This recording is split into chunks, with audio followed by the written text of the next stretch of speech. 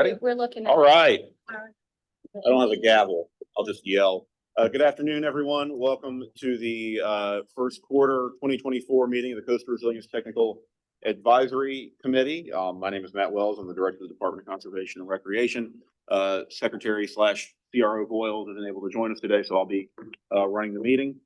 We've got a great packed agenda as always, so we will dive into it. But first, before we do that, we've got some new faces that are joining us today. So why don't we go around the room, just introduce yourself and which organization you represent. Caitlin Jordan, Virginia Farm Bureau. Eli Lima, Plan RVA. Peter DeLama from Virginia Resources. Billy Lawrence, Middle Peninsula PDC. Jess Whitehead, Old Dominion University. Thomas Rupert, William and Mary. Alex Sams, Department of Environmental Quality.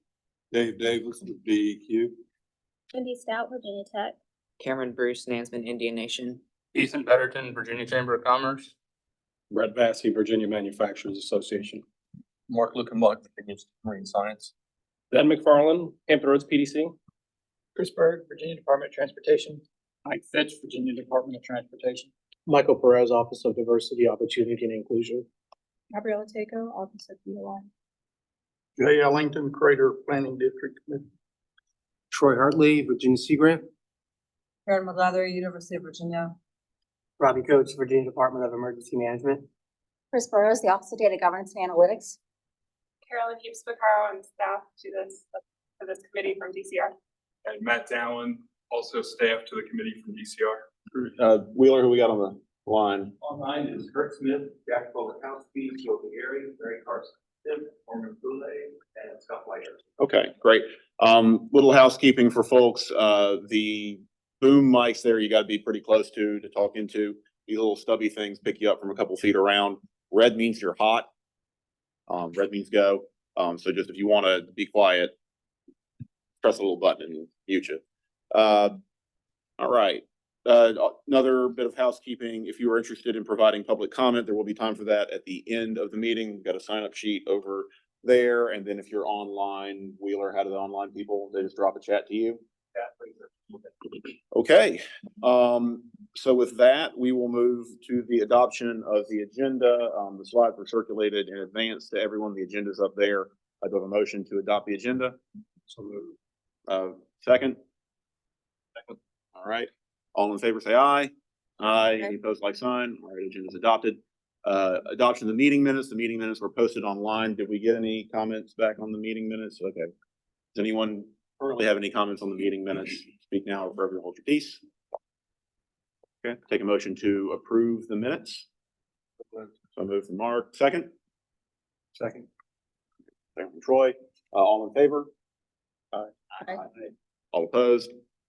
All right, the meeting minutes are adopted. So we'll move into our agenda. So I'm going to take the report from DCR. First up, legislative update. Next slide. Legislative update. So I think the main bill that I would call the group's attention to is House Bill 1458. Most of you all know we spent the last year with a pretty broad-ranging working group, resilience coordination working group that brought together 39 stakeholders from a whole bunch of different interests to talk about how we could do a better job of coordinating our existing resilience resources, capturing new resilience resources, providing more support to locality, and just do a better job of, I think, talking amongst ourselves. That working group resulted in 28 recommendations, and then a number of those recommendations were then incorporated into House Bill 1458. So at a very high level, what the bill does is it strengthens the Chief Resilience Officer position. It rescopes it into a multi-hazard position and sort of enmeshes it as the hub in a hub and spoke system, where the CRO is going to help support coordination and collaboration across different agencies and provide a point of contact to localities. And then the agencies function as the spokes where they retain their existing resilience roles, because all of us have DCR, VDEM, DHCD, we all have a different role to play, and we're good at what we do, but we just need to make sure we're talking to each other.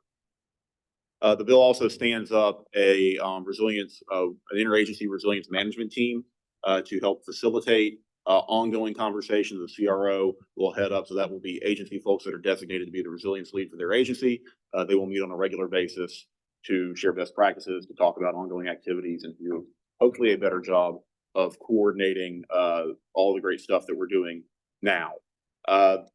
The bill also implements a number of transparency initiatives around the Community Flood Preparedness Fund and the Resilient Virginia Revolving Fund. And then I think of most interest to this group, the bill will establish a new technical advisory committee to support the development of the Virginia Flood Protection Master Plan. As you all are aware, this is a coastal group. While we can seek your input on the statewide plan, it is a coastally focused group for a coastal plan. So once this group has concluded its work and the update to the Coastal Resilience Plan is issued, this group will sunset, and then the new broad statewide TAC will sort of come together around the update to the statewide plan that we anticipate issuing at the end of 2025. The bill is currently on the governor's desk for review. But I want to say thank you to everyone who had a hand in the Resilience Coordination Working Group. I know there was a lot of meetings doing this every month, a lot of conversations, and certainly to help support the bill, to guide it on its way through, and what was, I think, an interesting session to try to move major pieces of legislation. So thank you for that. There is money in the governor's caboose budget and the conference caboose budget for the position for resilience efforts, and then there is money in HB 30 in the conference report for 3 positions and $500,000 to support a new Office of Commonwealth Resilience. So we'll be keeping an eye on that one as the process moves forward. We'll go to the next bit here. Quick update on the flood funds. So the Resilient Virginia Revolving Fund, we have reopened the round in February as a continuation of round 1. One of the things that we heard was that particularly for non-federal match and for hazard mitigation of buildings, timing was an issue. And so we are going to be accepting applications for the revolving fund on an ongoing basis through the end of June. So that'll be a rolling thing to try to help people time that up, potentially with federal grants, and as they're able to get things together to apply for loans. We did get one application for the local capitalization of local funds program for $500,000. And we were also successful in leveraging the fund to draw down $6.1 million in FEMA storm grants. So I think for a first effort there on a loan program, pretty good. Next. On the Community Flood Preparedness Fund, we had 36 applicants and a total of 66 applications, $76 million in requests. We offered a total of $85 million between grants and loans. You can see the stats up here. Staff reviewed the applications. We discussed them with the Advisory Review Committee that was just codified in this legislation. We are currently undergoing a final review. We anticipate announcing these awards very soon. Then let's see here. Looking at what brings us here today, the plans. So I'm pleased to announce that we have signed contracts with 4 teams to provide resilience planning and consulting services over a 3-year period with an option to extend up to 5 years. So under the contract, we've discussed this before, this will be a task order based contract. So we're pleased to be working with AECOM, Arcadis, Newberry, and Stantec on this. The initial set of task orders include the Coastal Resilience Master Plan update, the Coastal Resilience Web Explorer update, the Virginia Flood Protection Master Plan, and then outreach for flood and resilience planning. So we are currently soliciting task order proposals from the teams. And then as task orders are issued, we will announce those. I'm very excited. I know Matt and Carolyn are very, very excited to have some additional support as we move forward on that, but glad to be really getting into gear there. Last slide I think I have. Speaking of getting some additional support, we have an additional position in the Office of Resilience Planning and the Office of Resilience Planning, new resilience planner that is under recruitment. So we hope to have that filled shortly so that they are increasing their capacity by 50%. So that's pretty good. But I know they'll be happy to have an extra person to work on this. So before we move to the Matt Dallin show for a little while, any questions on anything that I've reviewed? Louis? I got one, Matt. I'm not sure exactly how it nests in here, but we spent 2 or 3 years developing these planning documents and identified some fairly significant challenges that the Commonwealth needs to be working on. And if we know that those deficiencies are noted in the plan, Mhm. and we spend time going after flood fund money to help redline that out of the plan, and then when they're scored, they rank in the bottom 3 or 4 or 5, Mhm. there's something wrong with the system. It's not recognizing or connecting what's inside of the plan Mhm. versus how you all are reviewing proposals in some instances. And so I think that probably warrants some discussion about what are we really doing if we want to, as a group, are trying to eliminate some of those deficiencies, and the system isn't prepared to respond to that because they're not, necessarily familiar with the more technical nature of what's needed for some of these solutions. So what I would say to that is we will do another round of comment on the next iteration of the flood fund manual, similar to what we did And maybe we last tighten it that time. way. And I think one of the things that we really want to hone in on is, particularly as this plan gets fleshed out more and becomes more developed, is tying the flood fund in some way to it with an understanding that this is a coastal plan. And so you kind of got to make allowances and you don't want to box out people from the non-coastal area. But I certainly understand that. And I think we look forward to having those conversations once we get through issuing round 4. I think that would help a lot of folks to kind of tighten that up a little teeny bit so that people know we're trying to actually solve the problems that are in the plan. Okay. Thank you. Yes, sir. Any other comments and thoughts from the group? Alan, take it away.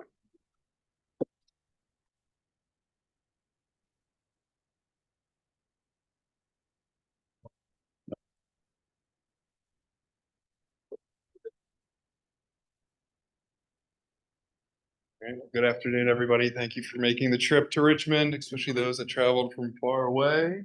While we're queuing that up, one thing I forgot to mention, it is Flood Awareness Week. I hope everyone is taking all appropriate precautions where it can rain, it can flood. All right, you can tell Angela I said that now. Matt, go ahead. All right, so I wanted to give you all an update on where we're at with Coastal Resilience Master Plan Phase 2. So I'm gonna go over an overview, again, just refreshing what are we trying to accomplish here with this plan and this phase. Then I wanted to go over some of the important inputs that we received from you all in our end user survey. And then we're going to transition to the subcommittee report outs and then some additional staff updates after each subcommittee report out. So why are we here? Coastal Resilience Master Plan Phase 2. These requirements were codified in the enabling legislation in 22 General Assembly. The major points wanted to address here of what Phase 2 needs to incorporate: all major sources of flooding, so rainfall-driven flooding, coastal flooding, and riverine flooding. Using that data for an updated comprehensive risk assessment and impact assessment. Too far. Who's driving this? And then also an updated list of our projects for us to better understand what are the needs, what do we need to do, what are we doing to put all this information out there. So those are the legislative requirements for Phase 2 that we are focusing on delivering. How we're delivering those requirements, 2 main components.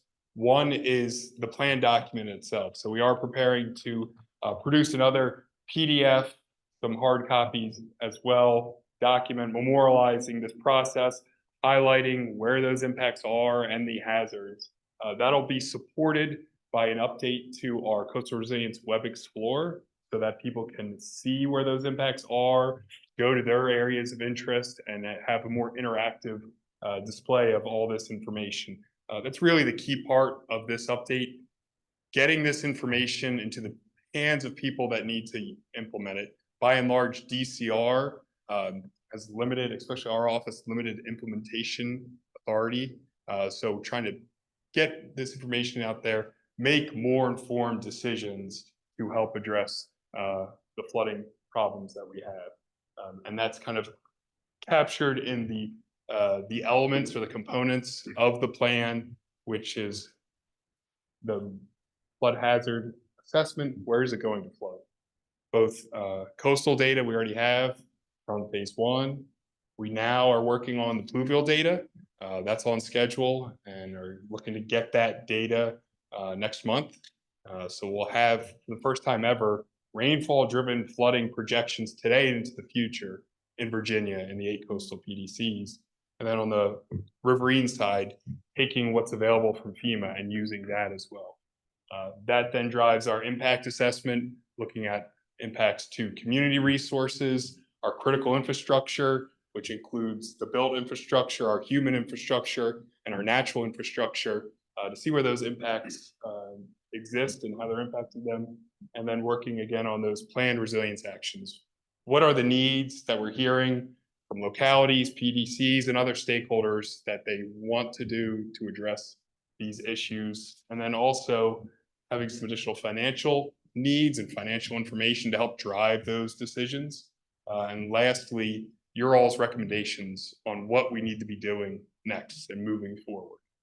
That's going to be a key component to delivering this plan, what each subcommittee is recommending for future. So how are we getting this all done? We're still under contract with Dewberry from our phase 1 contract. They're working on the pluvial modeling, as well as that updated impact assessment, and we're working with them to figure out what this new Web Explorer will look like. So we're gonna have some business requirements and a mock-up, figure out what that will look like before we go into development. But that doesn't get us to the end of the plan. So with this new contracting vehicle, we're gonna be bringing on, we have the other contractors to work with on delivering that plan. So writing the plan, telling stories that can try to help drive action and inform decision-making as well. And that contractor will also be working on our stakeholder engagement, whether it's community meetings, locality meetings, underserved community meetings, and other stakeholders. That contractor will be working to both promote the plan and tell them, but also receive feedback to help inform how we're developing and producing that story at the end. Some additional contracts or task orders that can come out, as well as the Web Explorer update and the financial tools that our funding subcommittee has been focusing on. This is an updated schedule for our overall plan development. We are on schedule. It doesn't seem like it's very far away, but if you were here in 2021, we hadn't even signed the contract with Dewberry yet. So not that we want to repeat that process every time and do this all in 8 months, but we're in a much better place right now. We're almost done with the pluvial modeling. We're working on the impact assessment. We've been having a lot more engagement with you all and our other stakeholders to help inform this plan development. So happy to report we're on schedule to get moving forward. Some of these items you'll see carry on beyond the plan deadline at the end of this year. It's because some of that information may not need to go into the plan, but it doesn't mean we stop working on it and can provide some more supplemental materials after the fact. And that also goes with our outreach. And once the plan's delivered, we need to get out there and let people know this information exists and let them know how to use it and incorporate it into their business process.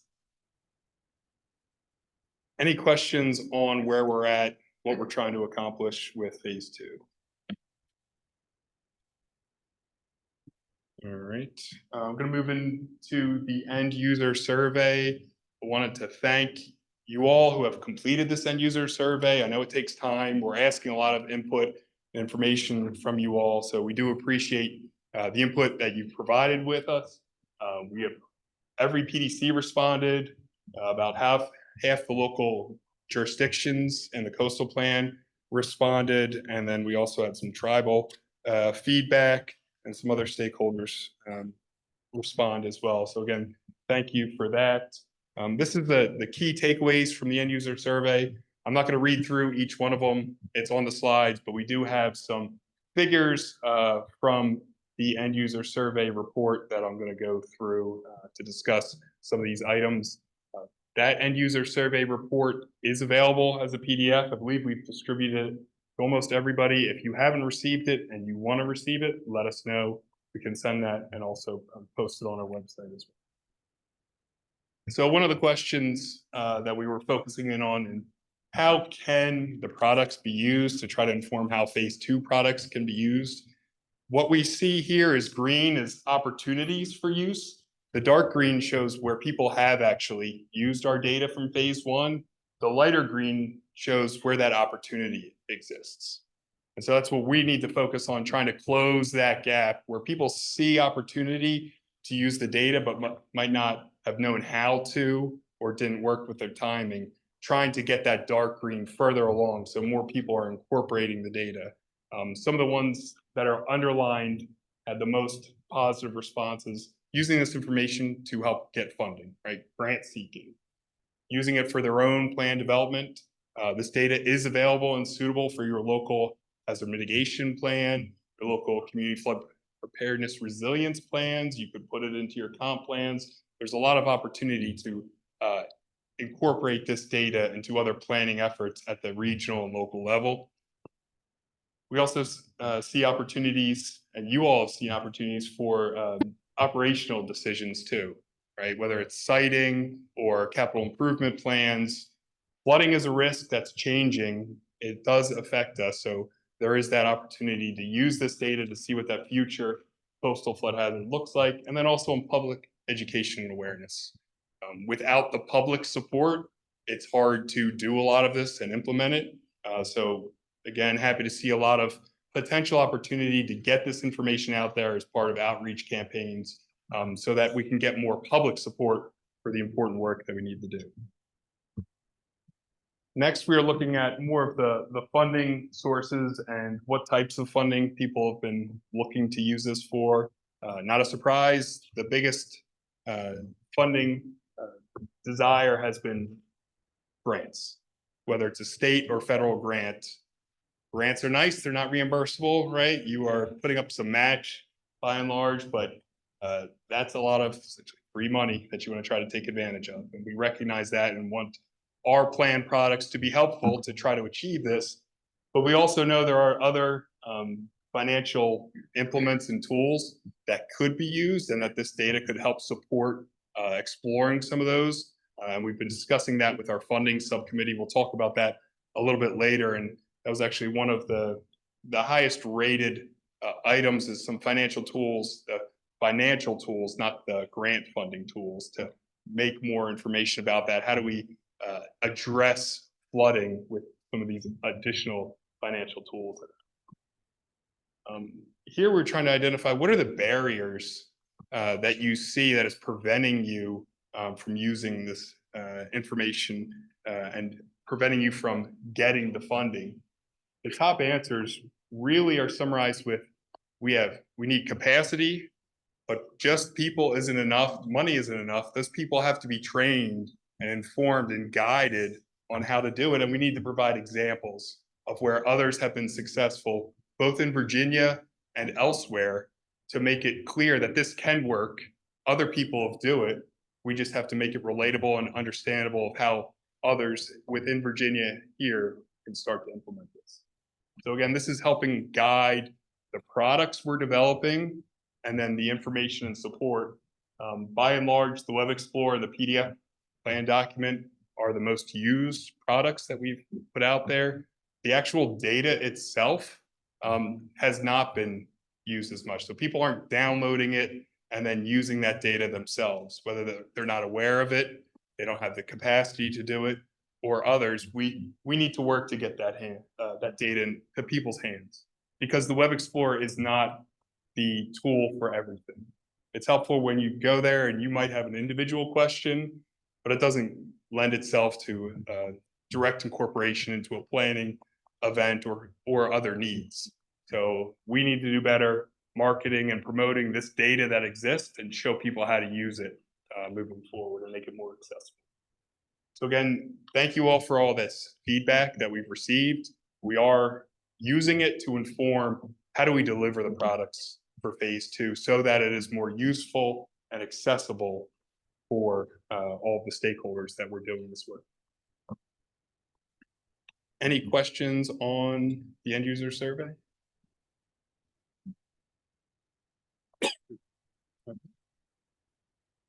Next, we're going to move into the subcommittee report outs. We're going to go through each one. Subcommittee chair will report out have opportunity for discussion, and then DCR staff will provide some additional updates that have occurred since the subcommittee have met.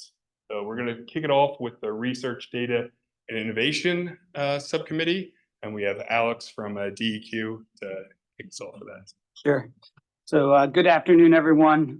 Alex Sams, I'm taking over for Evan as he departed out for a unique initiative that he's having a lot of fun doing. So getting caught up quickly on the TAC. If you go to the next slide, please.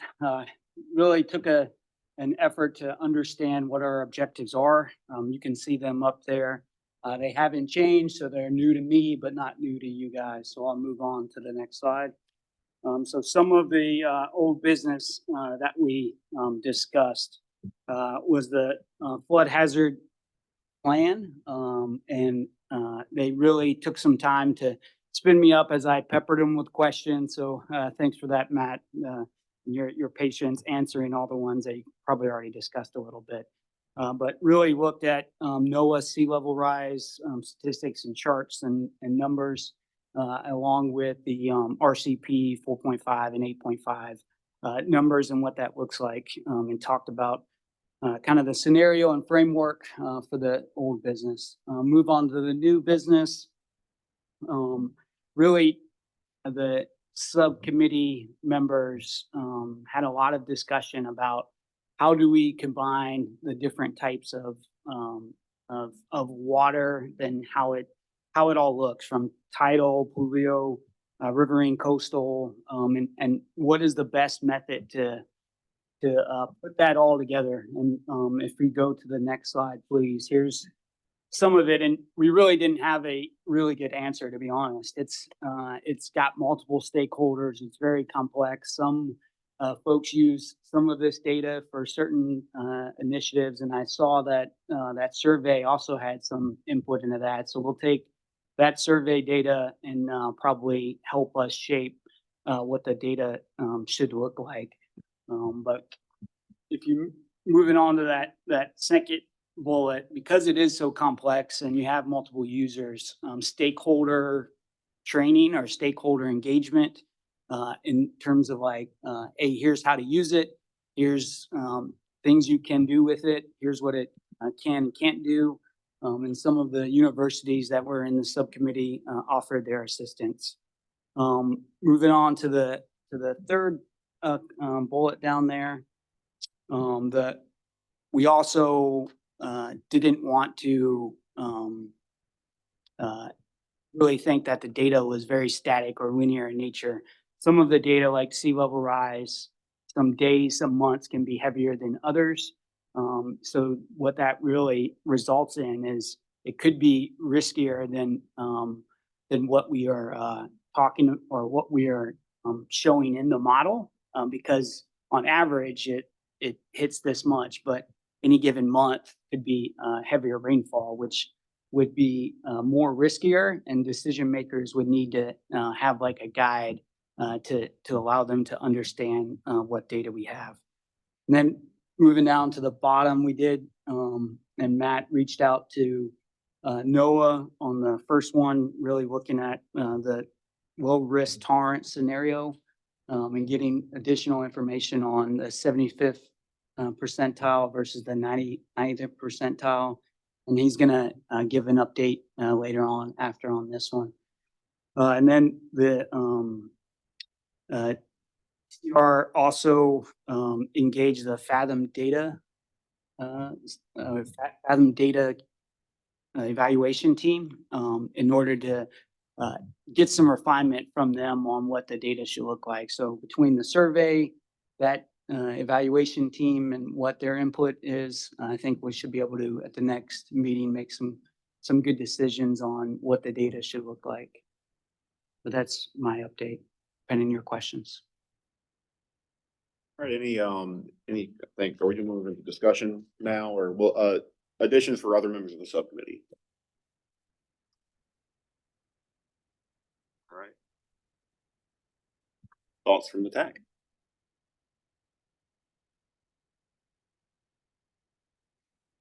Alice, you did a good job summing it up.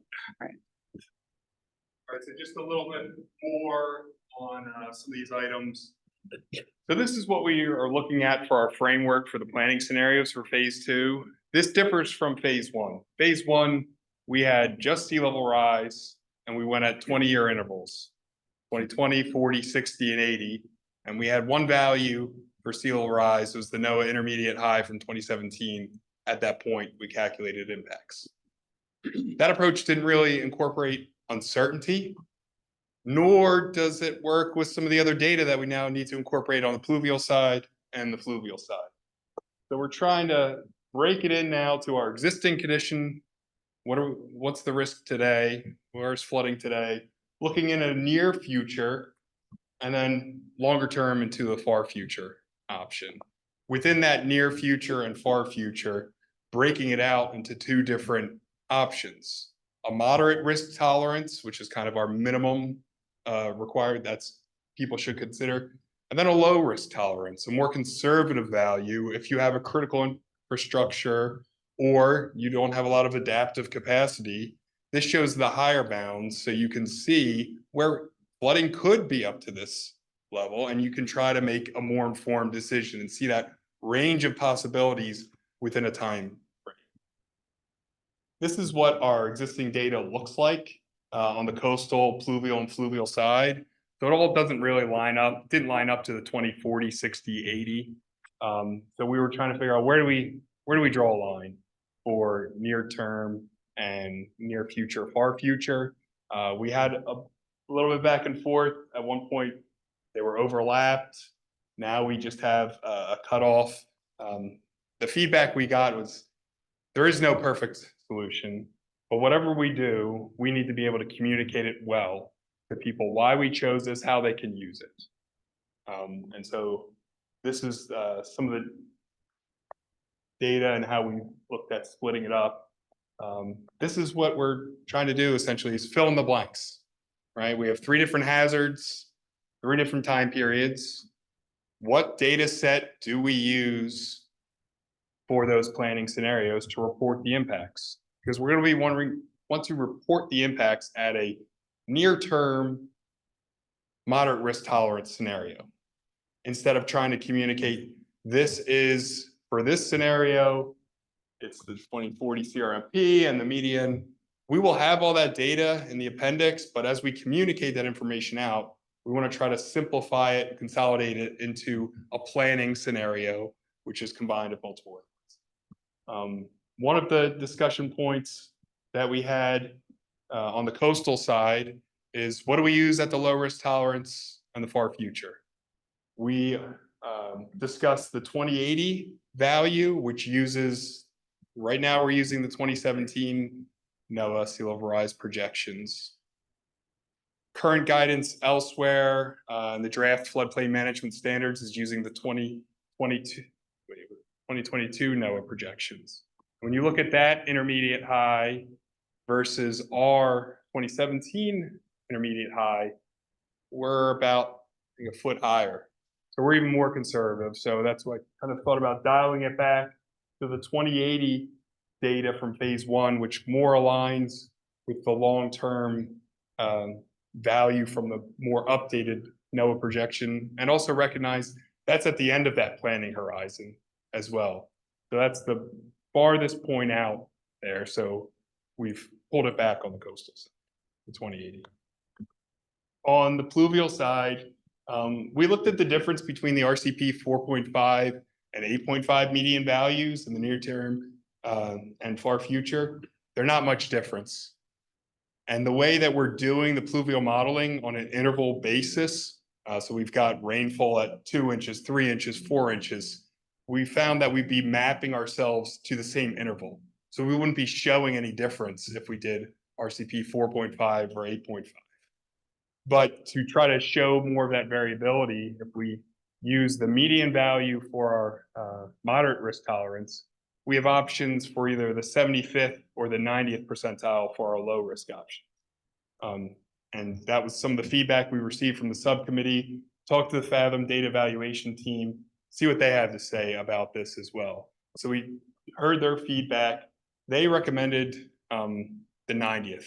If we're gonna go to a low risk tolerance, let's show what that low risk is. And if somebody's in the middle, they can try to work to dial it back and be somewhere in between.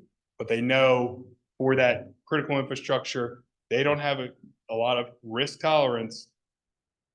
What is that should look like on that higher end? So that's where we went with RCP 4.5, and then the 90th percentile for the low risk tolerance options. And on the fluvial side, we just have the FEMA data.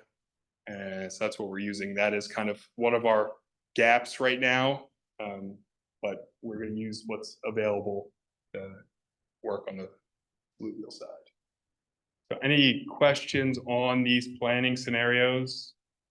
We have not finalized it, but we would like to finalize it after this meeting based on your. This isn't a question on the scenarios, but it's more about how we talk about it. This is what we mentioned to you when visited our PDC the other day. I'm going to use kind of some movie metaphors or analogies here. When we talk with our elected officials about these kind of planning scenarios, generally the public and the elected officials kind of think about that as coming to a theater near you soon. But in these rural communities, this problem has been ongoing for so long. It's a classic. And so it's almost kind of an inverse of what's up there, that these existing conditions in these rural communities is really bad right now. And so talking about what's going to happen in the future doesn't recognize necessarily the current state of the pain that they are in today, that it's going to also get worse in the future.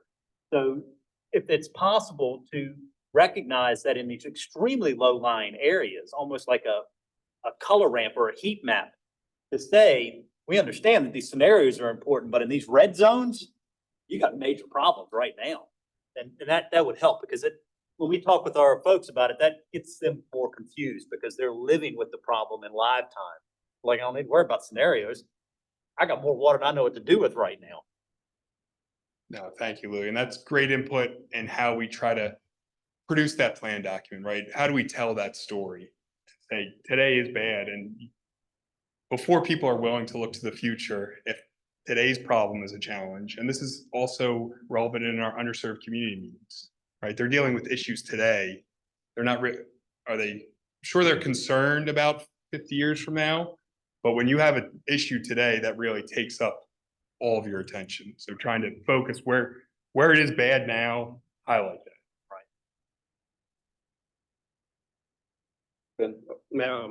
So I guess on that note,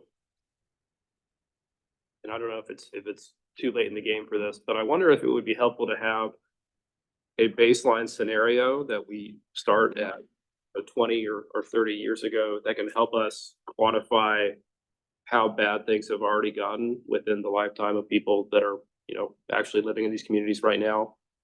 I think that would help to tell the story that Louis is referring to. If we're always kind of just moving the goalpost for existing conditions, I think we're ignoring to some extent the damage, the cost, the things that we've already endured. So I would be interested to hear if that might be possible for us to do that, just to give us an understanding, for us to quantify kind of what we're already seeing in terms of increases in risk, increases in exposure. And then, not really related, but I am a little concerned with the existing condition scenario. I kind of feel like that should, as close as possible, replicate or simulate what our current actual conditions are. And at least, from the work that we've been looking at in Hampton Roads, Atlas 14 is already below what we are already seeing today. So be concerned that by continuing to use those values to represent today, that we're not reflecting that. But also, the 2017 NOAA curves are a little high compared to what we're actually tracking when we look at the tide gauges that we have. And so I wonder if for the existing condition scenario, it might be better to look at some of the other tools that are out there, whether it's the permanent service for mean sea level, whether it's the VIMS sea level rise report cards that have the actual data, and we're not just going up the curve from NOAA for the current day scenario. I can see it using those scenarios for those future conditions. But if we're talking about what we're seeing today, it should look like what we're seeing today and not just based on a curve that may or may not reflect reality. There's three different points to unpack there. One, can we have like, I'm just gonna pick a random year, 1950 scenario, what it was historically and try to, Yeah, or we could Let just, people know. 2000 or, depending on where we start. I mean, I think, the NOAA 2022 report used 2000 as their baseline now for where they're measuring sea level rise from. The 2017 one, I think, was from 1992, because that was the mid-year for the epic. So I think it just would be helpful to have kind of an assessment to give us an understanding of how much worse things have already gotten. Because in some ways, if we're planning for the future, we're thinking about, okay, well, what can we do between now and then to avoid those costs? But there's a lot of costs that we've already, racked up that we also need to be doing something about. So being able to quantify what's happened since in the last 20 years or so, I think it's very helpful for us to tell a story. We're trying to say, like, look, it's not just about what's in the future. I think Louis' point, it's like, we're already seeing bad things happen. And so we have a debt in some ways that we've already incurred when it comes to dealing with sea level rise or dealing with other coastal hazards. So it's not just about things that are going to happen to us in the future. We need to figure out ways to actually pay for, in some ways, what we've already experienced. I think with FEMA, they have the changes since the last firm update, right? So that might be a way to look back on the fluvial side too. Matt, would it be helpful to go back and look at what the data sets are available? And I mean, I think it's a reasonable question. It's just a matter of whether we can incorporate it at this point. But and if you got, I think out of all of this, I think we'll probably be soliciting for additional feedback on these points. Although you gotta get it in, I think, fairly soon after. So if you got thoughts on data sets. Just for the entire group, if you could please identify yourself when you're speaking. So for example, this is Carolyn speaking from DCR, just so folks online know who's talking. It would be helpful. Thank you. Matt, on that point, this is Matt Wells. Hi. If people do have an idea after this meeting on this or other things, when would they need to provide that sort of feedback to you? I'm looking at Brian. Other than yesterday. Yeah, I mean, I know we want to make a decision no later than the end of the month, probably sooner, but we can put that out as far as when do we need your input. Okay. Our ability to make changes at this point it is a challenge. We are up against a deadline for the end of the year. And so if we have to produce new data, that could be a challenge. But if it's out there and we just have to run another scenario, that's probably an easier ask, but nothing's easy, but nothing's impossible. So yeah. I think Wheeler, do you have somebody on? Who is that? Okay. Go ahead.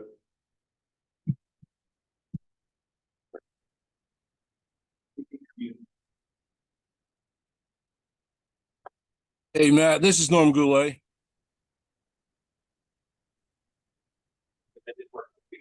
All right, we're gonna, why don't we pause on Norman while we sort out the tech issues? And I know Brett wanted to. Matt, I have a question. So this model, at what interval do you compare the model to empirical measurement at some date specific, time specific, location specific? Is that ever done? Say that again. These estimates are based upon models of certain things occurring by a certain date in the future. Yes. Do we ever actually empirically measure those concentrations at a specific date and measure sea level at a certain location at a certain date and compare it to the model and then true it up? So yes, to the measurement, that's the VIMS report card, right? They are looking at the actual tide gauges and seeing where are we at and looking at it against the projections. I think that's to your point, Ben. They've been looking at it. The mean value is lower than the 2017 intermediate high projection. The upper bound, we are seeing a lot of variability though, whether it's decadal, interannual, or monthly variability. When it shoots up and accelerates, it can get closer to that intermediate high. So we get closer to that intermediate high for a week, for a month, and it might go down or go even below. Yes, VIMS is monitoring and looking at that. We are not updating the sea level rise projections. NOAA, I guess NOAA did that in their 2022, right? They were looking in the short term, they were doing that analysis, and that's what pulled it down some.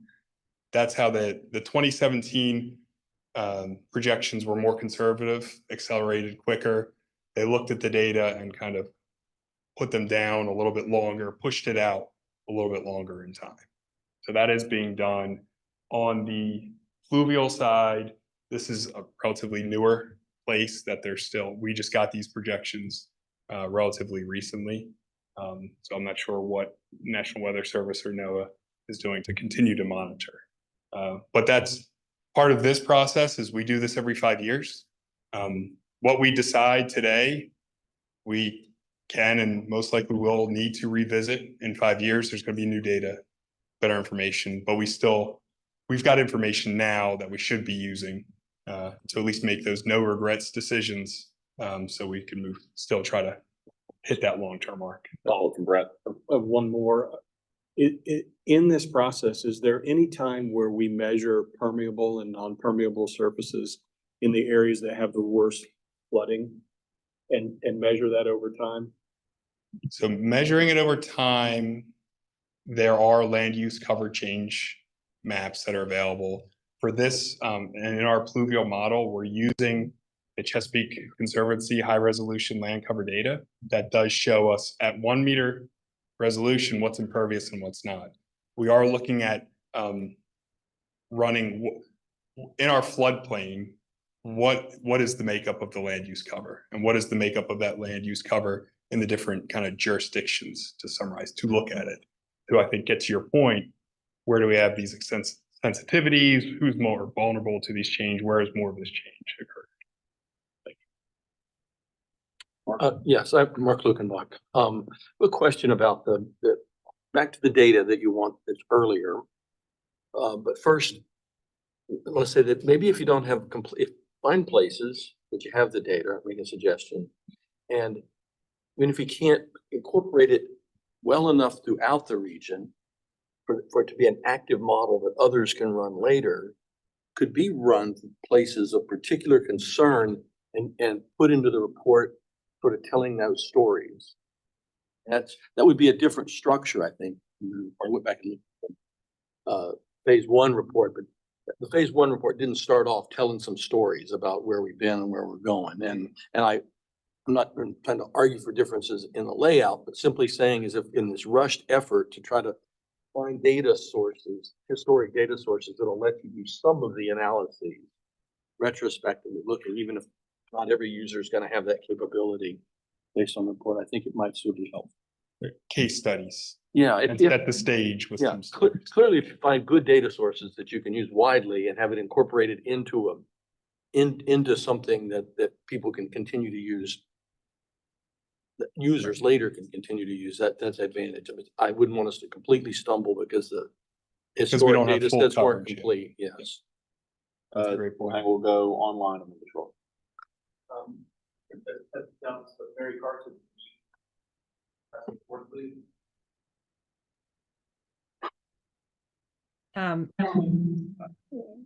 I think that you all asked me to speak, but it's very difficult to hear what the kind of call out from the Zoom person is saying in the room. So if I'm reading that wrong, I am so sorry. Go for it, Mary Carson. Okay, cool.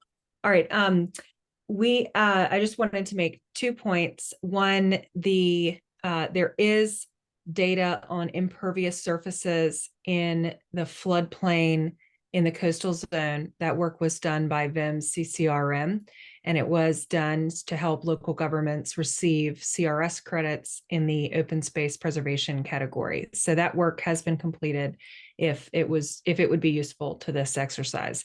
The second thing I just wanted to say is that both Norm and I on Zoom were in support of what Ben was saying about the Atlas 14 in particular. I agree about the existing conditions with the sea level rise curves as well, but I think that I hope I'm not misrepresenting how you feel, Norm, but with the Marissa data specifically, this is an instance where you would not need to run your own new data, but could use that preliminary rainfall data from that analysis to better reflect the data today in rainfall, because Atlas 14, of course, is just beyond dated.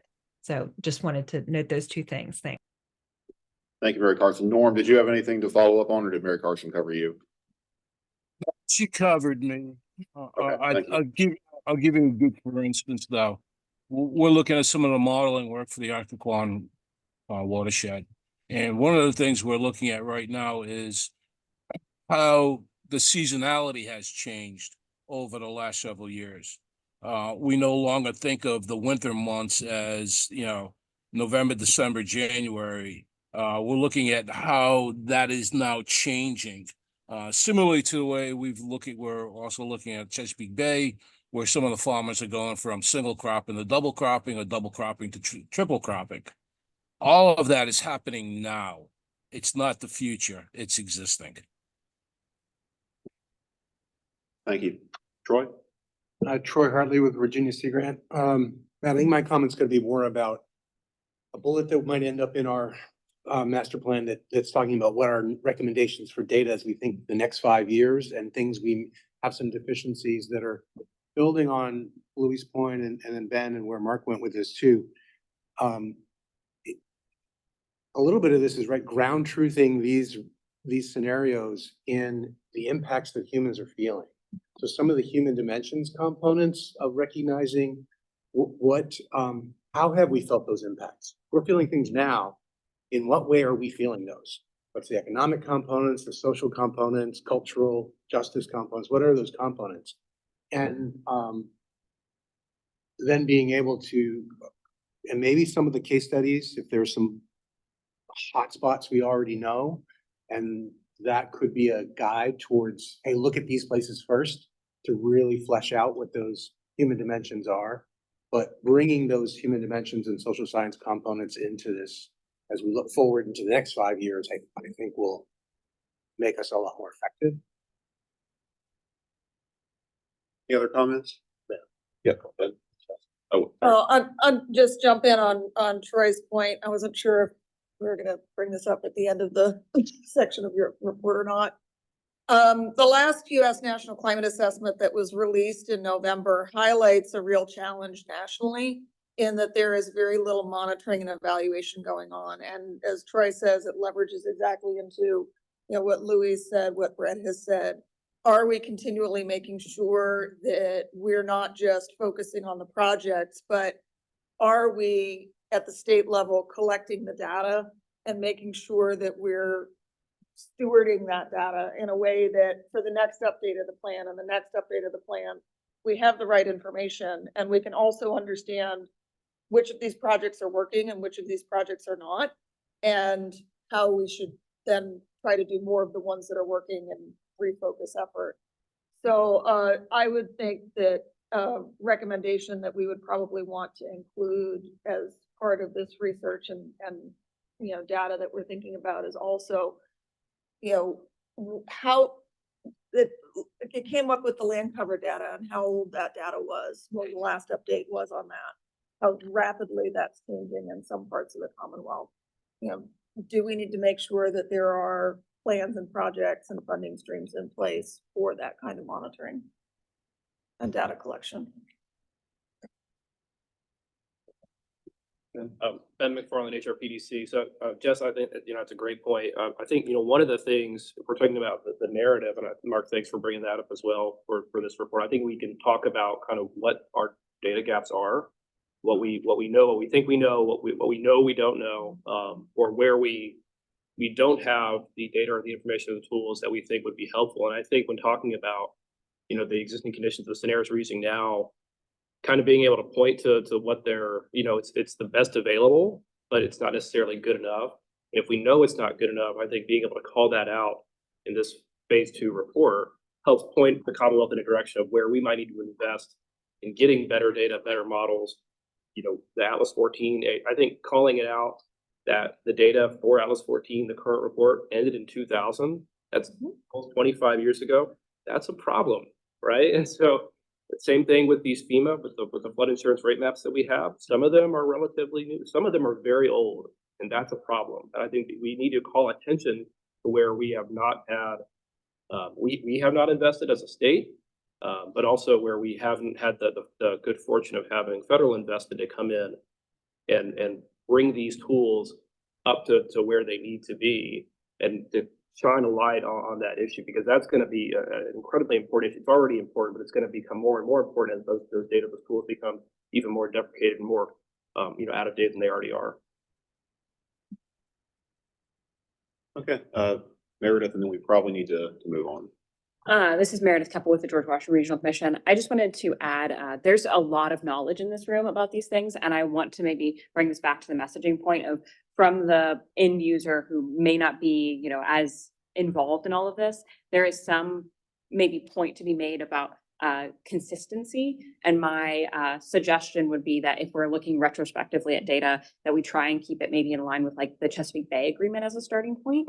I know that we're talking water supply or water quantity versus quality, but for someone who's just, an elected official or someone who doesn't have really in-depth knowledge of this, there is a piece of this that we're talking on the same level field for them, and it doesn't seem different. And so kind of trying to keep the messaging or the across and how those maybe can be kept consistent with just time frames are also really helpful, I think.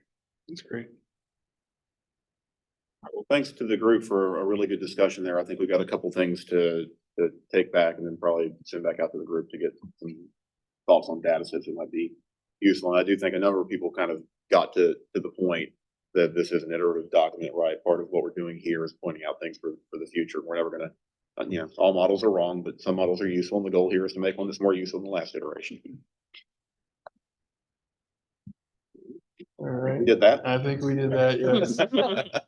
All right, I'm gonna hand it over to Project Prioritization Subcommittee. We've got Chris Burrows standing in for Marcus Thornton and Ken Field from Office of Data Governance and Analytics.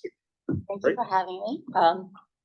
So briefly, I'll review the objectives. So this particular subcommittee is responsible for informing and supporting on the risk assessment and the plan resilience actions, and then developing the recommendations for the next slide. So in the subcommittee meeting on February 15th, we went over those end user survey results, which you saw earlier in the meeting. We also had a detailed explanation from Dewberry on the impact assessment. And then we went over the plan resilience actions from the team at DCR, and then we went through some recommendation development. So next slide. So in the report out from Dewberry, they did talk to us about the phase 1 data and methods, and said there was some data that we needed to add to the analysis. For instance, they wanted to add things like natural gas infrastructure, EPA toxic substances, evacuation routes, bus stations, and also looking at some of the natural infrastructure like conserved lands. So they want to expand the scope of the data that we're using for the models.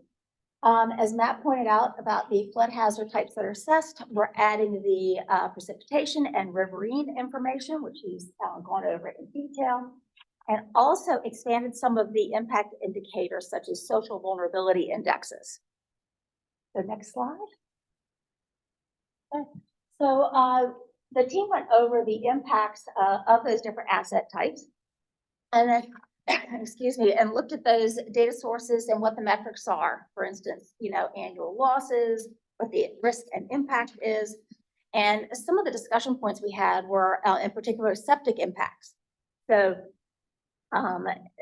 they were looking at, does VIM's work they've done in the past, does that satisfy the impact assessment, or does DCR need to do work on their own?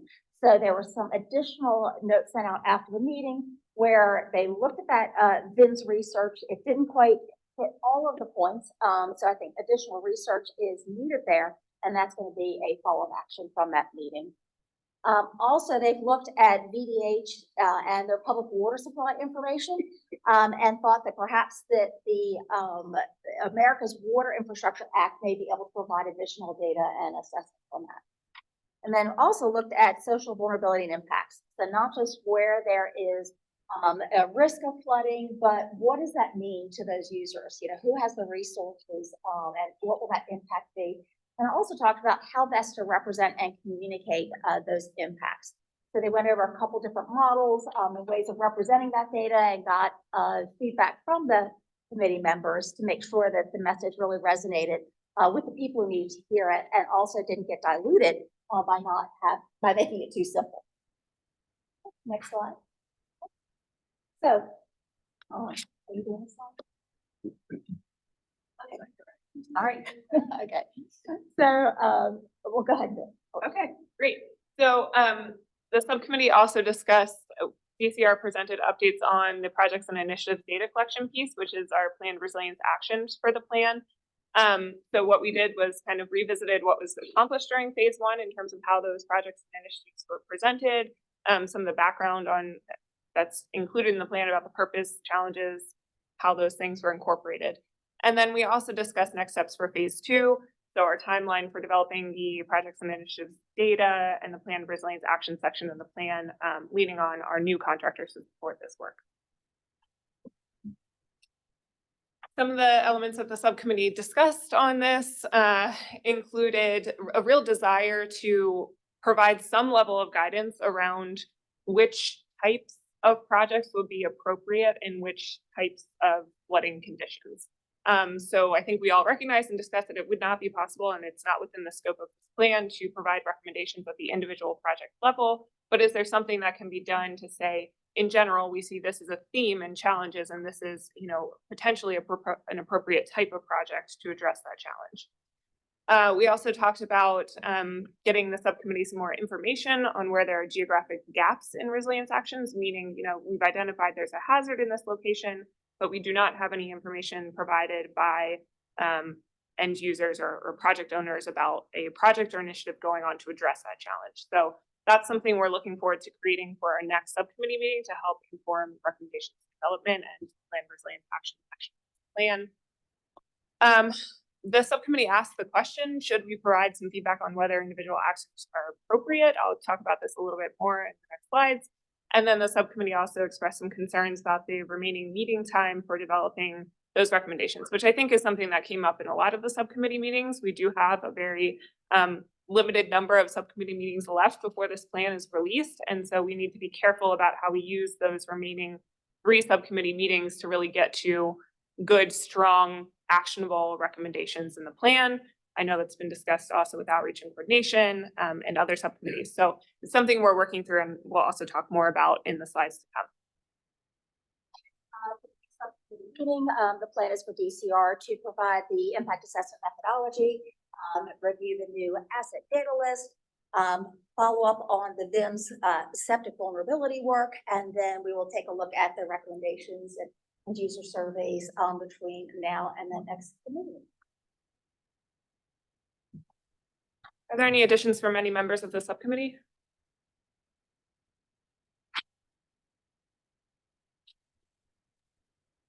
Any questions or comments from the TAC?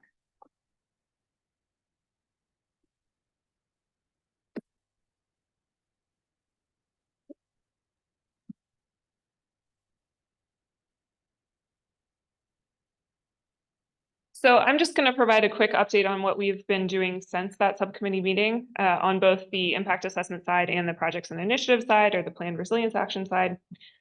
So in terms of the flood hazard impact assessment, this is just a picture of some of the products produced with phase one to give you an idea of what we're talking about when we say impacts assessment. So looking both geographically, spatially, where are those impacts being felt, and then also providing some of this more tabular data available through the plan itself. This is a screenshot from the plan, or through data downloads that Matt has been discussing earlier with respect to the hazards.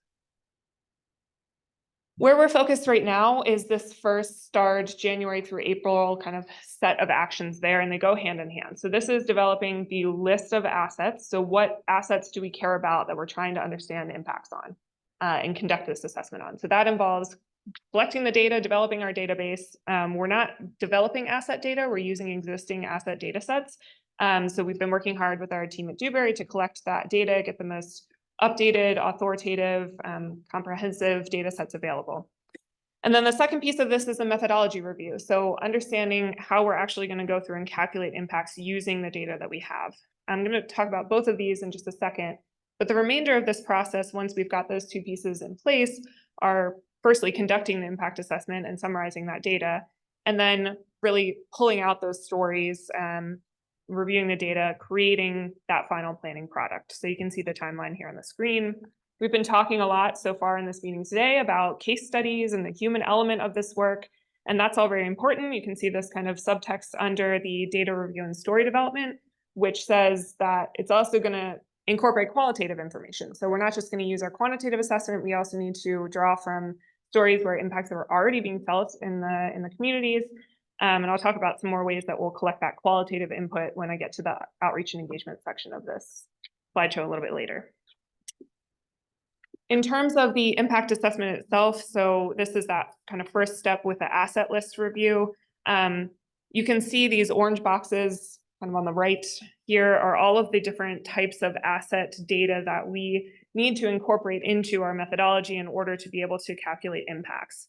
So what we've been working on is developing kind of our database, as I said, of those data sets that we're going to be using. I did provide a few copies of our asset list. It is 11 by 17 large. So some of you may have copies today. If you didn't receive a copy, I'm happy to send it out, and we'll also include it with a TAC handout so you can take a look at it. This is the latest iteration that we've been working on with Dewberry actively as we've been updating data sets based on feedback received. The next portion of this is the methodology. So this is just one example of a methodology, kind of a picture of what that methodology looks like. We have these types of processes for all of the different metrics that are being produced through this impact assessment. So this is just one of them. We have not yet provided the methodology framework to the subcommittee for review, but members of the project prioritization subcommittee should expect to receive a copy of that in the next week for review and feedback. If you are not on the subcommittee and would like to receive a copy of that methodology to review and provide feedback on, please find me after the meeting, let me know, and I'll be sure to send it to you as well. Yep, Louis. Louis Lawrence, Middle Peninsula Planning District Commission. Again, stressing what's happening today to give you some context around areas that you all have not thought about that you may want to incorporate in. It is repetitive marinas, restaurants, campgrounds in the Middle Peninsula that are having these septic challenges where it's taking the health department more than a year to figure out how to issue the permit. These businesses are recurringly calling me and saying, can we sue the health department? This inability for state agencies to respond to water management problems is crippling my business. The economic impact that these coastal communities are struggling through right now has got to be memorialized through this impact assessment because it's real. I mean, it is today. We've got businesses now that are employing up to 50 to 60 workers that are saying, I'll never come back to Virginia ever and buy another business. You know, so it's eroding the whole concept of, Virginia wants to be a leader in business. Well, not in the water management space, you don't, because you can't get your permits through the system. So there's this whole other area of impact assessment that you all can do a lot with that will add more color and value to the report. Yeah, and I will say I'm providing a very high level overview of the metrics that we are including for this kind of picture of the quantitative assessment approach, where we would start to get to financial impacts that you're speaking about is under the risk piece. So in order to calculate that, we do need to be able to understand what the financial consequences are. And that is the most challenging piece to get to. It's the hardest element to be able to talk to all of those different campground owners and talk about the financial impacts that, it might not be possible to get that quantitative data everywhere for this plan. However, I think this is really important where that this qualitative element, the storytelling piece comes in, and where we can't quantify those impacts in dollar terms across the whole region, at least tell the story of an example of what this looks like on the ground. But point well taken. Thank you for your comment. Oops, going the wrong way. Yeah, we'll go ahead. Ben. Carolyn, so Ben McFarland, HRPDC. Is there a plan to kind of send out this list to, or has this been coordinated with VDEM, the asset list? So we did provide a copy of this, the asset data list at VDEM's Critical Infrastructure Working Group kickoff meeting that occurred a couple weeks ago. So VDEM is kicking off a new critical infrastructure working group, trying to identify what are our critical infrastructure assets and really be the authoritative kind of owner of those data sets, not just for purposes of flood risk, but across all different hazards. A copy of this is an updated version of that list, but a copy of the available list at the time was shared with that group, also distributed via email. And we've been coordinating closely with VDEM, both the critical infrastructure team, and have been in touch with Robbie about some of the data sets that are included here. We can certainly circulate this to the group. Yes, I will send it out after this meeting. And I think one key thing to focus in on here is that we are relying on existing data sets. Exactly. Right? So if someone has something they want included that's not on the list, it needs to live somewhere currently. Yes, we're not creating new data sets. Our cutoff for incorporating new our target date for incorporating new asset data sets that are not already on that list is the end of this.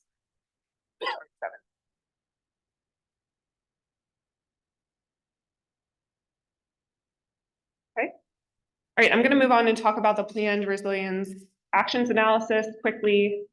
So this element of the plan is, again, that kind of projects and initiatives picture. As many of you know, we've been conducting a data call to try to get information about what projects and initiatives are already going on in the coastal region to address flooding challenges. And the deadline to either submit projects and initiatives to our database or to let us know that you need technical assistance submitting projects and initiatives is April 1st. So this is kind of where we're heading. This is some screenshots of both the Web Explorer, the current projects and initiatives inventory, and examples of projects that were included in the phase 1 plan. So again, this is kind of generally where we're headed with showcasing some projects and initiatives from the region. With the development of this inventory for phase 2 and the planned resilience actions section of the plan, we have 3 main steps. Step 1 is to build the inventory. So this is where we've been doing the work so far. We have been soliciting projects and initiatives both through our ongoing open data call, but prior to that, through the phase 1 plan, all of the projects and initiatives that were submitted with the phase 1 plan are still in the inventory unless somebody has gone in and changed them, which I don't think has happened in any cases. And then additionally, we had a second kind of bulk upload projects and initiatives data that occurred last summer. As I mentioned, that kind of cutoff date for either letting us know that you need help or uploading projects and initiatives is April 1st. So that's that open data call. And from there, what we'll move into is working with our new contractor to help us review and improve that inventory, and then to analyze and summarize the inventory for the plan. Importantly, all of the results that are identified through this process of improving the inventory and through analyzing and summarizing the results will be provided to that project prioritization subcommittee to help support their recommendations and the recommendations development. So as was mentioned during the subcommittee report out, there was some discussion of what types of recommendations related to the projects and initiatives should be made. And so this will help inform those decisions. And Carolyn, what was that deadline for people to get their projects in? April 1st. Thank you. Yeah. April 1st. Jessica. Yeah. Jess Whitehead, ODU. Carolyn, what guidance are you giving to the localities to make sure that we're really comprehensive in the types of resilience actions that we're asking for? And it's easy to say, oh, a stormwater park, yes, that's an action. Seawall that we want to plan, or a living shoreline, yes, that's an action. Make sure that that gets it in. But things that are not construction projects, making sure that those they know to include and feed in those. So altering your priorities in your economic development program, so you're incentivizing business development in a location so that the new business owner to Virginia never has to be angry at Louis, is also a resilience action, but it's not one that's as easy to track because it's not necessarily. How are we messaging that and making sure that we're capturing that? Yeah, so we have developed a one-pager that we've been distributing out through the PDCs and others that kind of goes through what we're looking for, which includes, trying to clarify what counts as a project versus an initiative. And I think what you're speaking to is more the initiative side. So not necessarily a physical construction project, but something that could be a policy or a plan or a study. So we have that document that speaks to what would count as a flood resilience action and what would not. And then I think the other part of the answer is we're trying to, as best as we can, to answer those questions when we're touching base with people and trying to promote this. So thank you for bringing it up in this format. I think it's helpful to emphasize that we're not just looking for construction projects. And we're continuing to do that through the outreach and engagement. Thank you. Okay.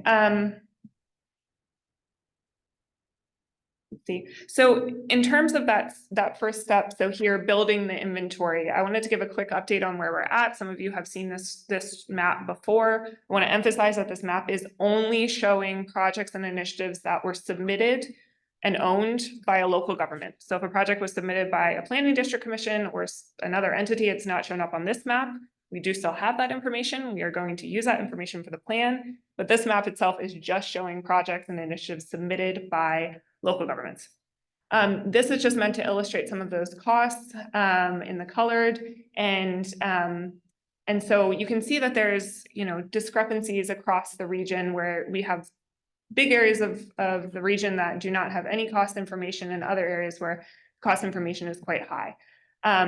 A couple of other considerations that we want to point out, a very few projects and initiatives that are in the Web Explorer in general are owned by state agencies, and none are owned by tribal governments.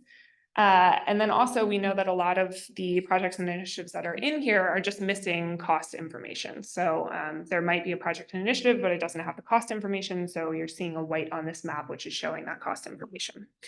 So I'm really just sharing this to show kind of a picture of where things are at in this update process, and to kind of set up a list of the things that we are thinking about as we start to work with our contractor on that step 2, which is that reviewing and improving the inventory. So we know that there are challenges and we know that there are gaps that we're going to try to work through as best as we can as we continue working on this data. And then in terms of what gets included in the plan itself, we're thinking about what that analysis should look like, both for purposes of providing to the subcommittee and also reporting out at the regional level as kind of memorializing in this statewide plan. These are some of the areas of assessment that we're considering. We did ask the subcommittee for feedback if there's additional opportunities for analysis, and are also asking you all today, is there anything else that you think is going to be important? On the right-hand side of the screen, on this kind of blue color, you can see all of the, I think, most important elements of data that we're capturing through the Web Explorer and through the projects and initiatives data call. So this is kind of what we're working with in terms of data fields that we can draw from when we conduct this analysis for each project or initiative. And with that, I will open it up to any TAC discussion. All right, Meredith. Meredith Keppel with the George Washington Regional Commission. I just want to say, I think the points maybe been made a little bit before, but in terms of recommendations for the future iterations of this plan, I would love to see increased collaboration between existing workforce development and kind of like more of a cost benefit analysis. I know you guys have a cost element to this, but I'm kind of drawing inspiration a little bit from the model that Troy and Louis have down in the Middle Peninsula with Go Virginia and their RISE challenge. How do we take the biggest liability we have in terms of coastal resilience and turn it into an asset and an economic opportunity, and kind of collaborating with what state agencies can encourage that. I know we have CFPF and the Resilient Virginia Revolving Loan Fund, but I would love to see other kind of economic opportunities for innovation around this, to the point of like permitting. A lot of these, specifically septic, there's a lot of innovation that still needs to occur. We don't necessarily have the technologies we need to address the problems we face. So how can we turn that into a coastal economy, in some ways helping to alleviate the problems, but also to bolster new opportunities? Others, Louis. With the actions analysis thing, DCR has, for the flood fund, all the communities that have action plans that will allow them to get to the implementation money. Yep. Shouldn't the map just be lit up with all of that? Because by default, that covers it all. So that's part of the review and improve the inventory, is we're hoping to work with our consultants to pull in that information from the flood fund and from the existing things that have been submitted there into our inventory and what's being considered. Yes. Again, that ties back into your comment about tying those two programs together. Anybody online, Wheeler? No? Other comments from the group? All right, I think we can move on then to Way, uh, so, uh, oh, wrong way, Wrong way. sorry. Funding. Funding. Yes, my name is Peter DeLama with Virginia Resources Authority, and I'm subbing in for Sean Crumlish, who's VRA's chair of the funding subcommittee. But just wanted to provide a brief report out. The funding subcommittee met on February 1st.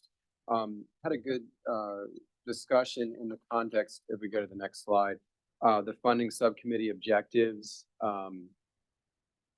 which they haven't changed, so they should be familiar to the committee, but can we go to the next slide? Yep. So yeah, those haven't changed. And that's sort of the framework for every conversation that we have in this subcommittee. On the next slide, though, the subcommittee spent some time looking at peer states, those with resilience plans, and specifically looking at the financial sections of those plans. And the review of that was really through the lens of sort of the overarching funding objectives for state planners in general, for the resilience space, including identifying dedicated funding for flood planning and hazard mitigation, targeting efforts to make sure that vulnerable communities can access state funding and technical assistance, identifying and highlighting co-benefits of projects to draw in as many stakeholders as possible, prioritizing projects and linking them to funding sources, and then finally using metrics tied to desired outcomes to track and report progress. The 3 states that were reviewed are on this slide: Louisiana, Texas, and Florida. All have, fairly large coastlines, and so they're good, comparisons for Virginia plans. And I think in general, I think the review of this showed that it sort of validated where Virginia is going in terms of the objectives that the funding subcommittee is looking at. Louisiana and Texas, they're a little bit further along than certainly some other states. They're several years into their resilience master planning process, with some updates already having been made to their resilience plan. But just some things to point out on Louisiana. Very large plan, $50 billion. They've done a really good job at accessing a lot of federal funding to get projects completed. They also noted that there's an agency in Louisiana that not only plans but also builds projects at the state level. So there's some, state focus on getting projects done as well as at the local level. Some of the things that they focus on in terms of the reporting is how much avoided land loss that there's been, as well as avoided structural damage to existing buildings.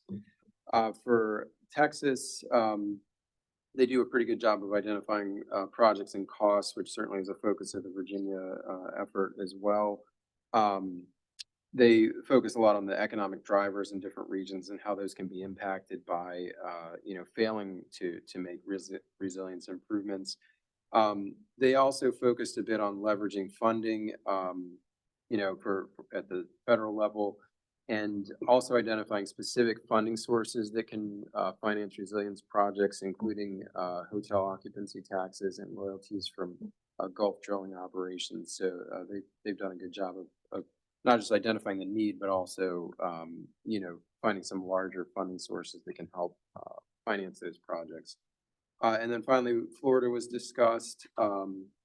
They've done a pretty good job also of identifying the projects and need overall. And so again, I think this largely validates the direction that Virginia is going in terms of looking at the other financial sections of other resilience master plans, just to make sure there weren't any large gaps in terms of how Virginia is approaching it. We're certainly a little earlier in the process than these other states, but making headway, in terms of identifying projects and costs and figuring out co-benefits, that sort of thing. The subcommittee also discussed gathering stakeholder input, talked about the end user survey, and there was also a subcommittee survey that was distributed to learn a little bit more about the subcommittee's knowledge about certain funding sources, figuring out where there might be gaps and some opportunities to dig in a little bit deeper on certain funding sources than others. And Matt, were you gonna say, talking about the results of that subcommittee survey? Yeah, later, or? and a few more slides, I'm gonna present the results. Okay, great. So the next slide here really just talks about some of the discussion items that came out of the February 1st meeting. the need to review direct and indirect impacts, the level of effort needed to implement certain methodologies, and does the project database have sufficient information? Also talked about other costs associated with each funding source beyond just the project-specific costs, whether that's coming up with a match and other costs associated with certain funding mechanisms. Talked about the need for financial impacts to be characterized between private and public needs, and then also addressing the gap between funding programs and the planning process. Proposed recommendation. And that's what, like that draft state like that's important board led, and also be expected in early May with the planning book final.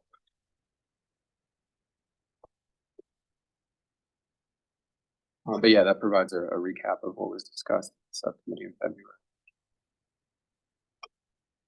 Any other additions from the subcommittee members? Especially from the TAC at large.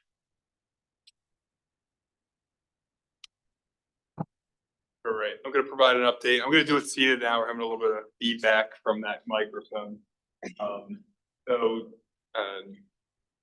Peter mentioned the subcommittee. Make sure you got the microphone. Yeah. Peter noted that we had sent out a subcommittee survey, a little bit more in depth, and get to some of that, and then also some of the financial information. So within the funding subcommittee, we've been looking at 4 lines of effort. One, building the financial baseline, having the information available. What do we need to know so that we can make the financial case and tell compelling stories? So those are really tied hand in hand. Our lines of effort 3, trying to find where does the state need to provide additional support within the lens of the funding group, and then also what additional guidance and information can we provide? So within these 4 lines of effort throughout the subcommittee to date, we identified approximately 26 needs. And now we were working on trying to prioritize those needs. And so each of those needs went out to the subcommittee, and they were asked to rate the impact of that need. How impactful will, if we solve that need, would it be? Will it help us overcome major hurdles, smaller hurdles, or it would just be nice to have? Also, the urgency of that need. Do we need that now in the coastal plan? Should it maybe go in the statewide plan, or maybe come out on a rolling basis? And it may not be tied directly to either plan, but still good to have. What we didn't ask the subcommittee, but what's also important in this prioritization process is the feasibility.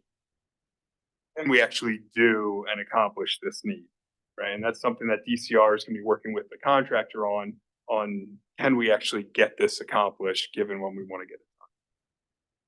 So within the first line of effort, building the financial baseline, these are ranked with whatever the highest impact and urgency product was from top to bottom.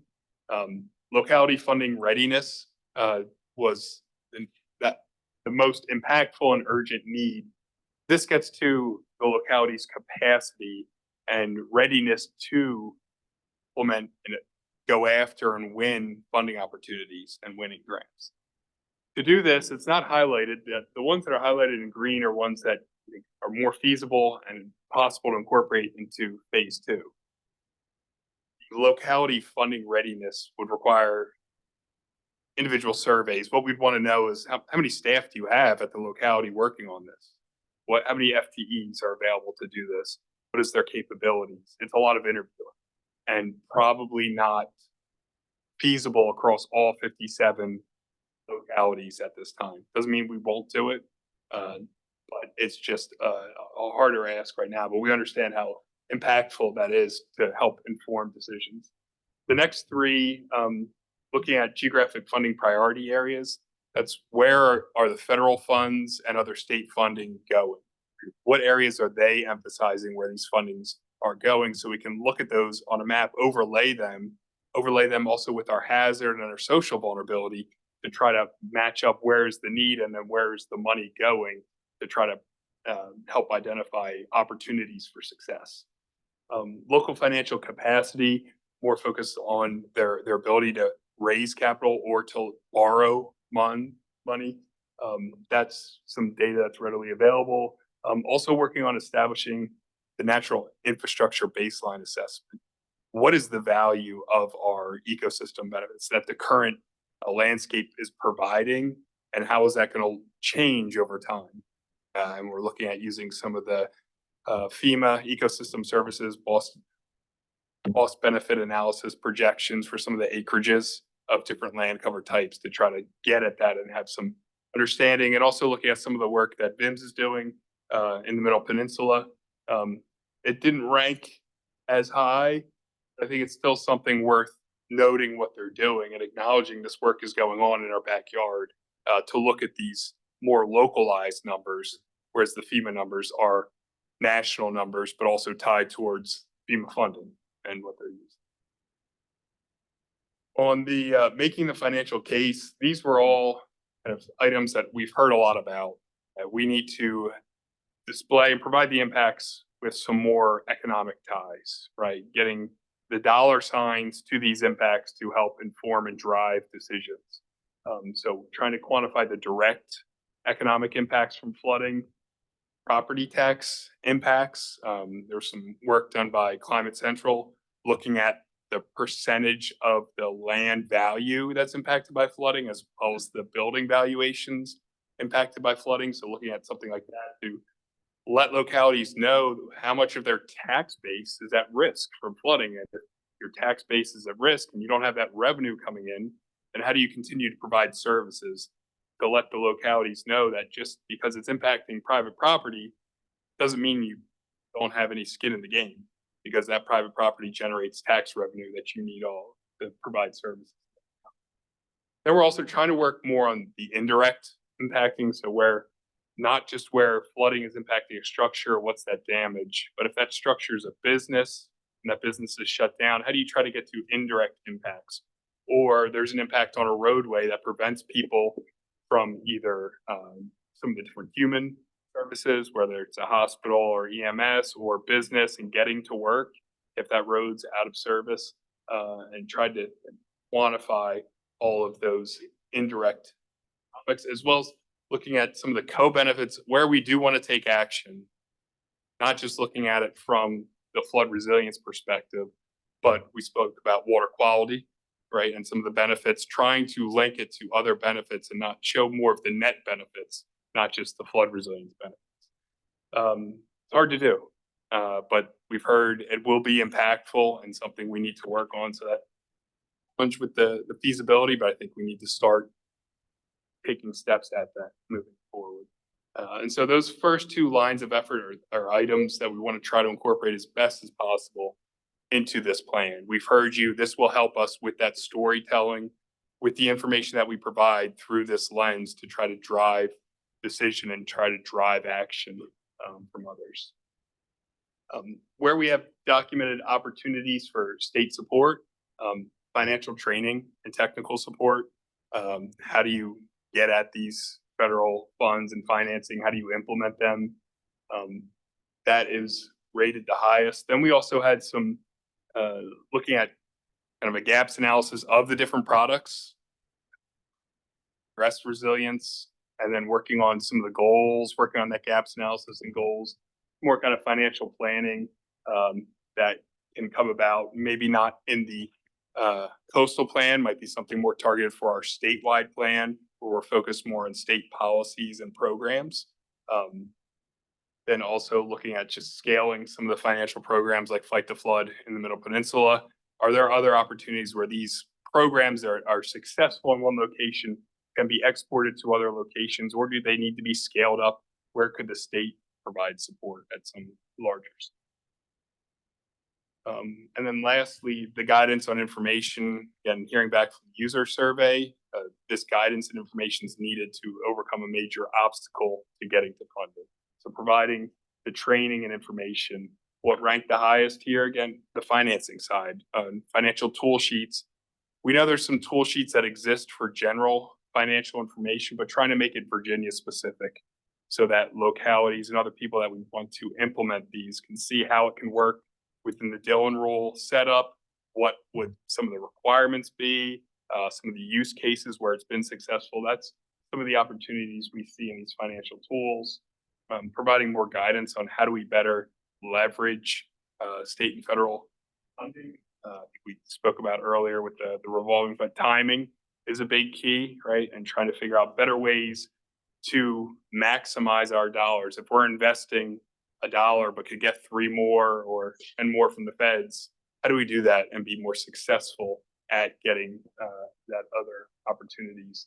And then just some more financial information that we can work on developing and putting out there. So wanted to thank the subcommittee again for reviewing these. Again, it was another survey. Take some more time to go through this. It's been helpful to help us work to prioritize what needs to get done with the coastal plan, maybe what goes into a statewide plan, and what can come out on a rolling basis. Still helpful, but does not need to necessarily be directly tied to the plan itself. All right, thanks, Matt. Discussion from the members. Is there anybody online?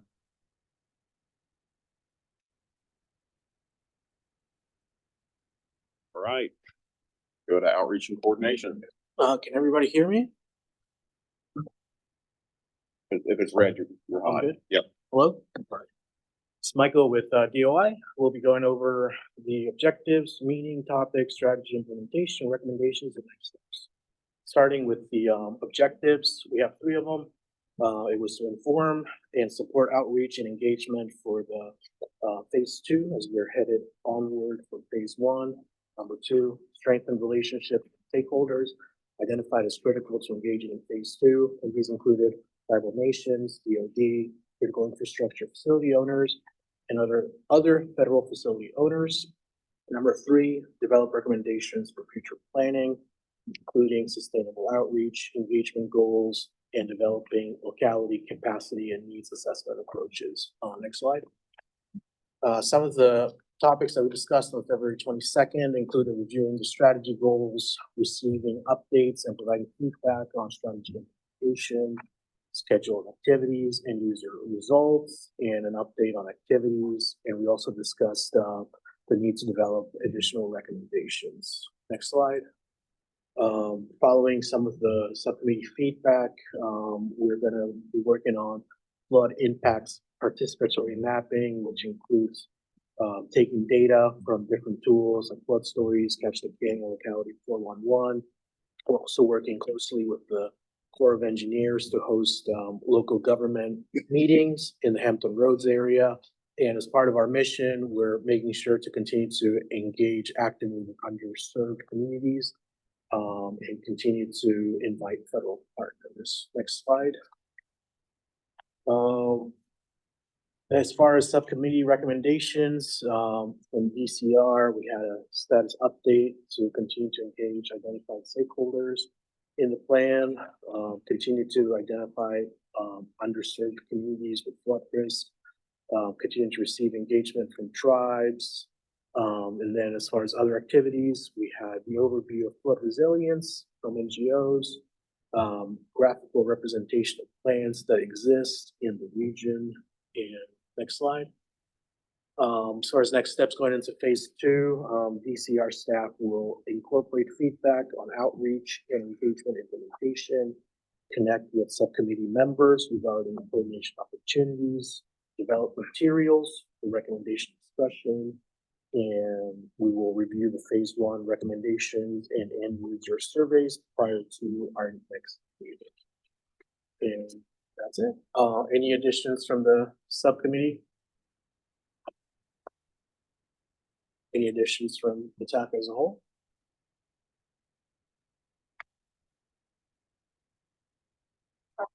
Yes, thank you.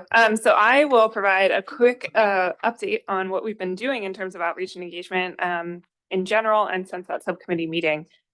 So just as a reminder, we do have an outreach and engagement strategy for this plan that was presented to the TAC at our last quarterly meeting in December. These are the goals that are included in that plan and are really focused on integrating opportunities for feedback on the plan throughout the planning process. So this slide here shows a kind of a list of all of the different activities that we're planning to do as part of our outreach and engagement for this plan and the status of those activities. I'm going to walk through some of these and give an update on each of them, and I'm happy to answer any questions. We've also updated our website to include an overview of these activities and also distributed an update on our plans, particularly over the next kind of 6 months through the summer via our quarterly newsletter.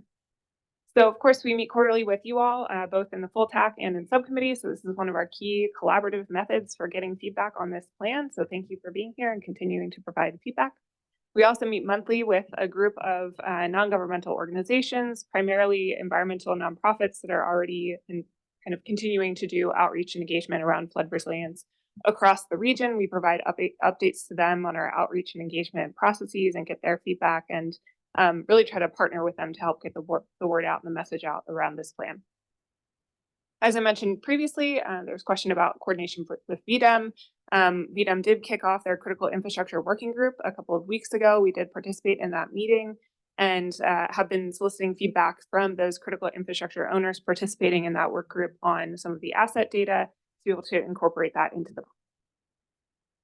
We've already talked about the end user survey extensively. I won't talk about that anymore, but it is complete. Participatory mapping. I am going to go quickly to the next slide to share an exciting update, which is that DCR has rolled out a new Flood Story app, which is available through VFRS, and will also be working to develop other ways of navigating to that Flood Story app.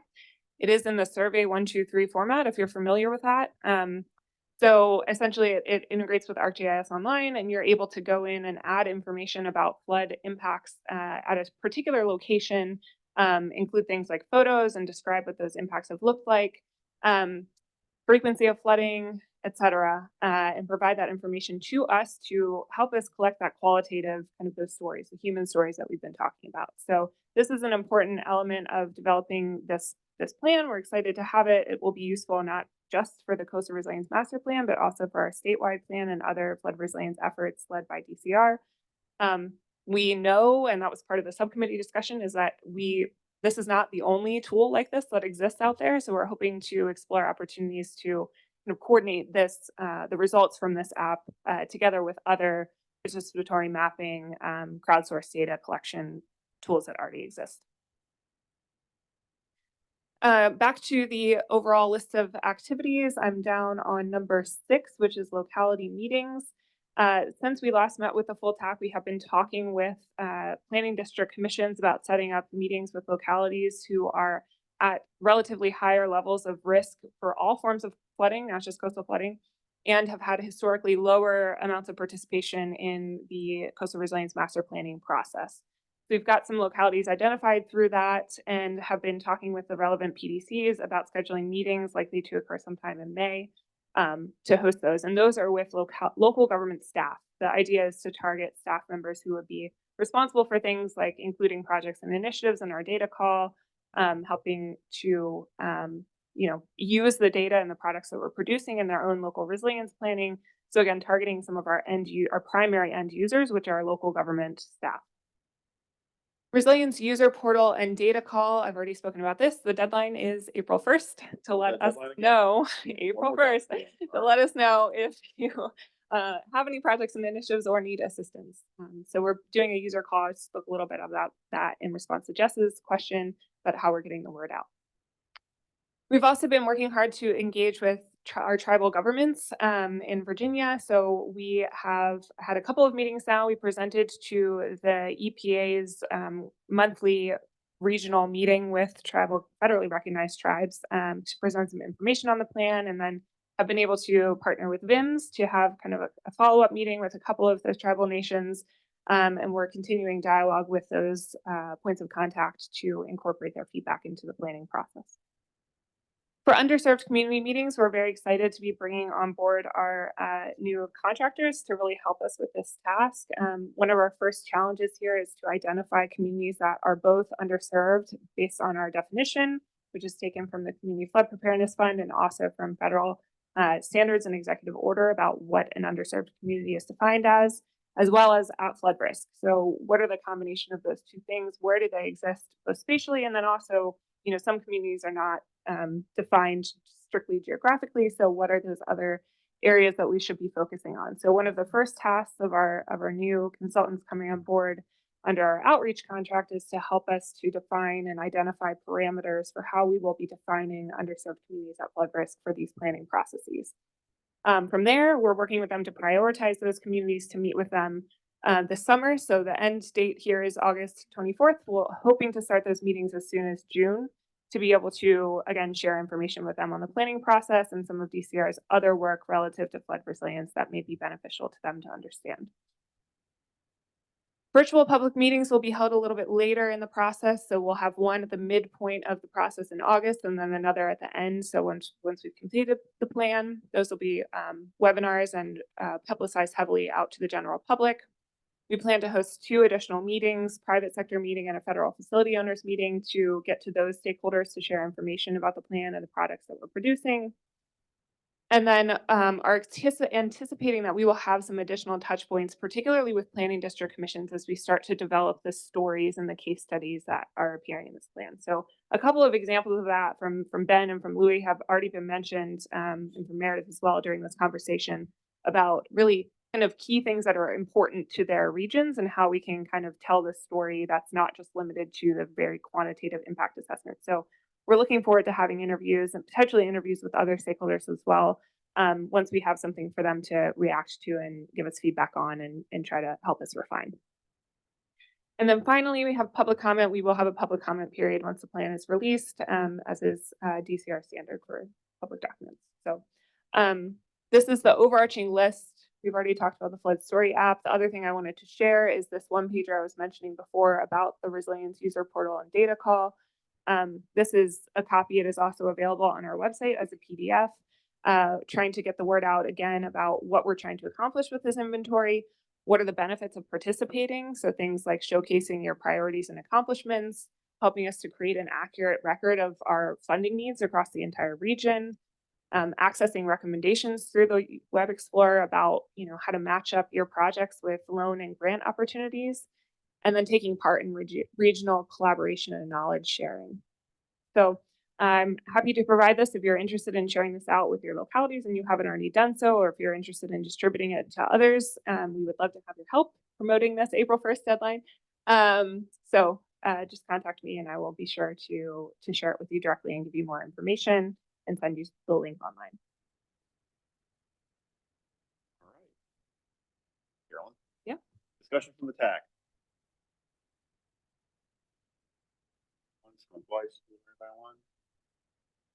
All right, so we are headed into the home stretch. I can feel people needing a stretch break. So I'll tell you what, why don't we break until 2:55? That's 7 minutes on my clock, and then we'll come back at 2:55 and we'll finish it out. That work for everybody? Okay.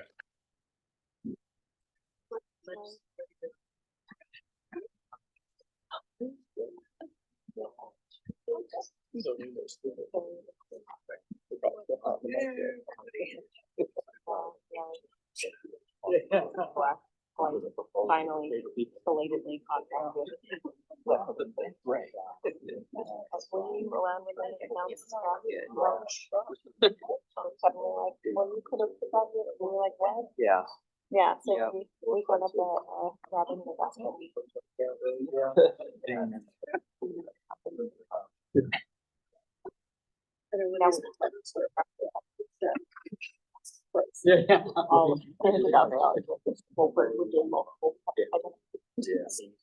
Not. Very ambitious. No, that's hard. I try to sit in the process. Say anything else. Yeah, sure.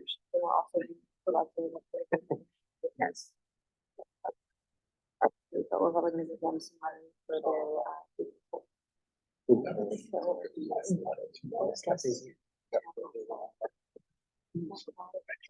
Okay. Yeah. Wasn't like no money. Understood. I mean, it's nice. It is nice, yeah, especially on the day. Yeah. This morning I was at a park in Southern County, just off of them. It's all in Vancouver, and it's right in between, and they have all the blocks, it's like 40 foot. The bank, but it's a quite a steep drop off. They all have their. You know, a bunch of ballparks. And it's like, it is awful. Yeah, we have some. But not.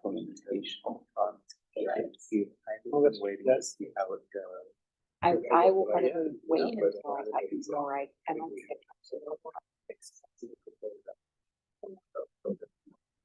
Yeah.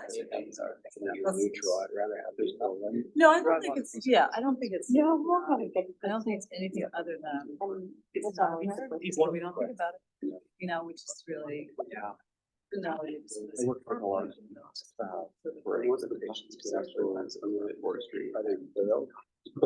How you feeling about that stuff? I'm like, I'm happy about 60 million, but like, come on. Oh,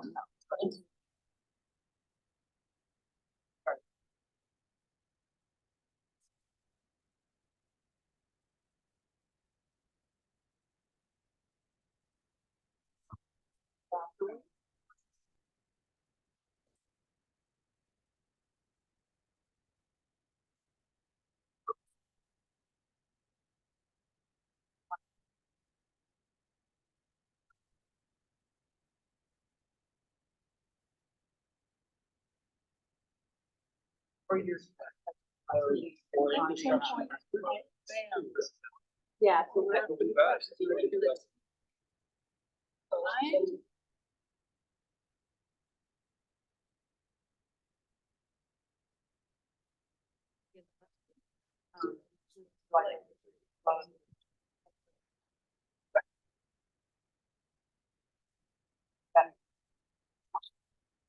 And I'm just looking at it.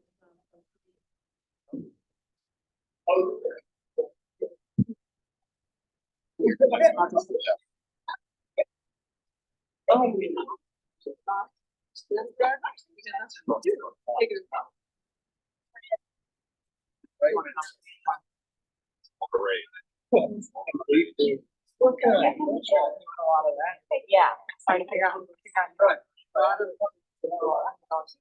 And all of your state. Yeah, there's a lot of.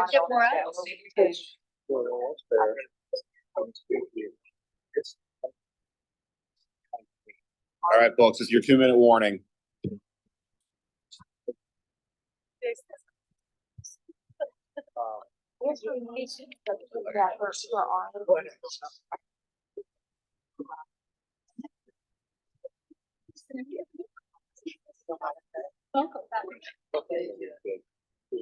Even like, I don't know. Yep. I've always been. Always been. You wanna know. There was a little. Oh. Finally figured out what it was. I finally figured it out. I had to convince him a little bit, yeah. We got there. Working with what we've always done. Yeah, it's been,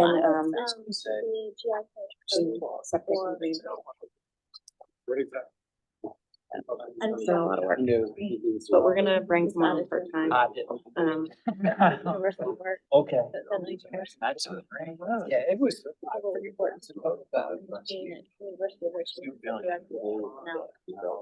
They don't. I was on for, I was. I'd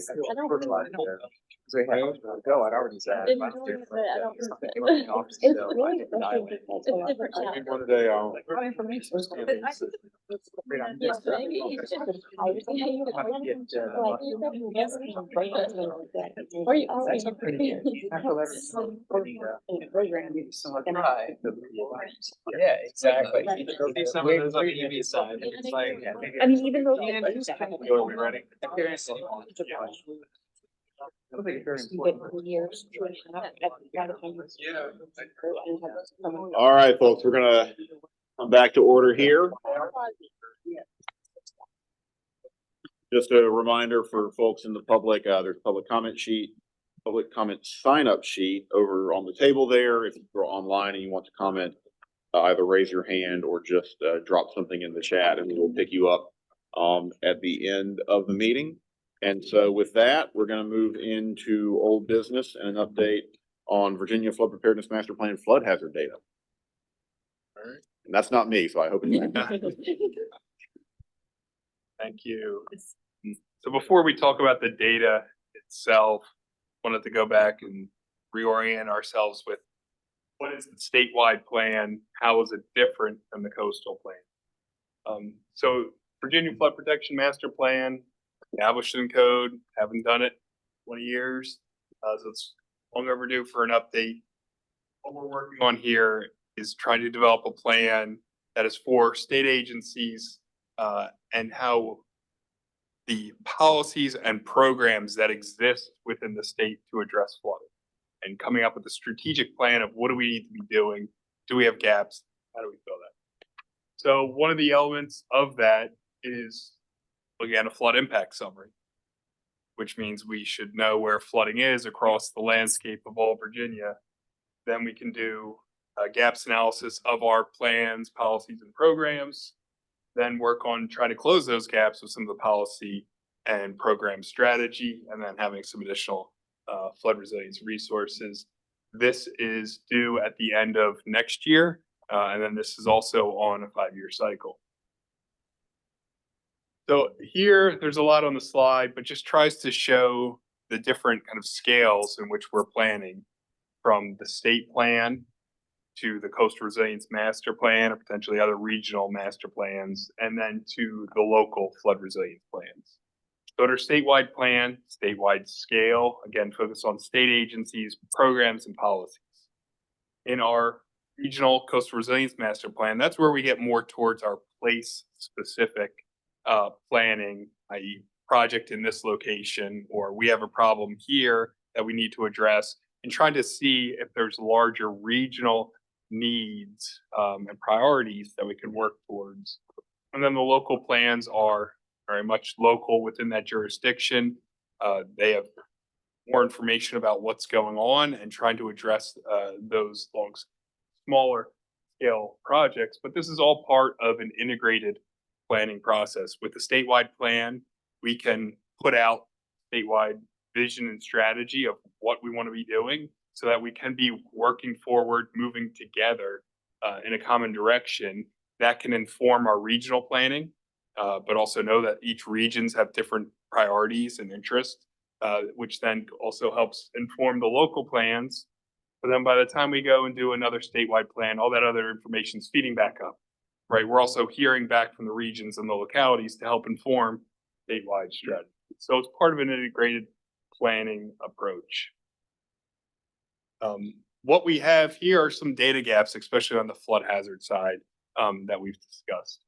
Without a consistent statewide coverage of all major flood hazards, preferably frequency, and also forward-looking if we're going to be planning for the future. This data doesn't exist on its current. So that's hard to do. That is our biggest challenge. It's not our biggest challenge, but it's a major need. What are we using? If we have this data, what would we use it for? Again, it's really to identify focal areas, not a specific location. This intersection is our highest at risk. It's across all of Virginia. Who's more vulnerable and exposed to flooding? Who needs the help the most at a relative scale? So that you can try to make sure we're providing the assistance and information and policies and programs where it's needed. That's what we're trying to achieve. What we're not trying to do is trying to replace existing data sets.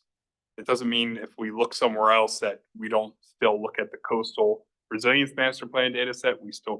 There's also the FEMA data set. There's going to be federal data coming out in the future. So we're not trying to replace other data sets, but use it and try to fill the gaps right now. And again, we're not trying to do site-specific regulation or policy for design standards with this data. We're just trying to have a better picture of the flood hazard so we can have a more comprehensive program across the state and policies to address this risk. So there's multiple levels of data across the board. That's kind of the top chevron shaped figures, right? The detailed studies that FEMA do that are for regulatory purposes are very detailed. They're out there in the field taking measurements, and these new updated maps, they are able to draw the line and justify where that line is, whether you're in or out of the floodplain and need insurance. There's also base level engineering data. That's kind of that's a desktop analysis that you're running mostly from the computer. There's approximate studies where you know it's a flood hazard, but it wasn't really modeled. There's other data sources, or you just have no data, or there's outdated data. So there's a range of data types that we can search for. And the second figure on the bottom shows some of the anticipated data sources coming out. So we know we've got Coastal Resilience Master Plan Phase 2. We're gonna have fluvial data set, but only in the coastal region. That rainfall driven data does not exist elsewhere in the state. By and large, there's a few small studies. FEMA's working on their map updates. They're doing a lot on the south side right now, and then we'll move to Southwest Virginia and the Shenandoah Valley. Those projects take time, 5 to 6 years before that data is out and available. We know there's the FFRMS data that FEMA's working on, and they're trying to put out some of the freeboard value approach data. Not ready yet. National Weather Service working on their inundation model, and then again with the FEMA update. So we know new data is coming. So just what do we do in the meantime? Is kind of the question we ask. What do we do now for this plan that's due next year to have it more forward-looking, more complete?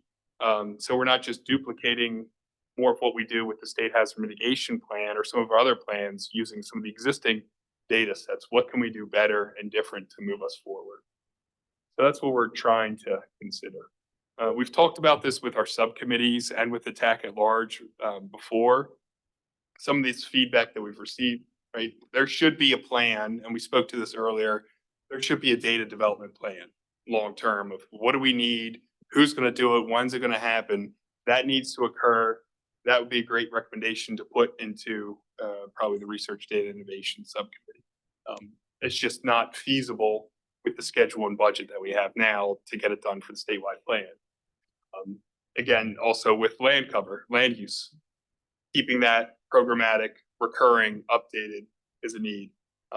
Discussions about the potential legal liabilities that need to be explored. We've got a little bit more follow-up that we've heard. We've also heard some of the research universities aren't using third-party data, and that's what we've been exploring. And some of the different climatological institutes are working on evaluating this third-party data. So this is the third-party data set that we've been working on with a broad stakeholder group to evaluate, is this appropriate for the statewide flood protection master plan? So we've been looking at the Fathom flood hazard data set. This includes coastal, pluvial, fluvial, off the shelf. It's available at a 10-meter resolution. They have current conditions that they show, multi-frequency, as well as future conditions at different time periods.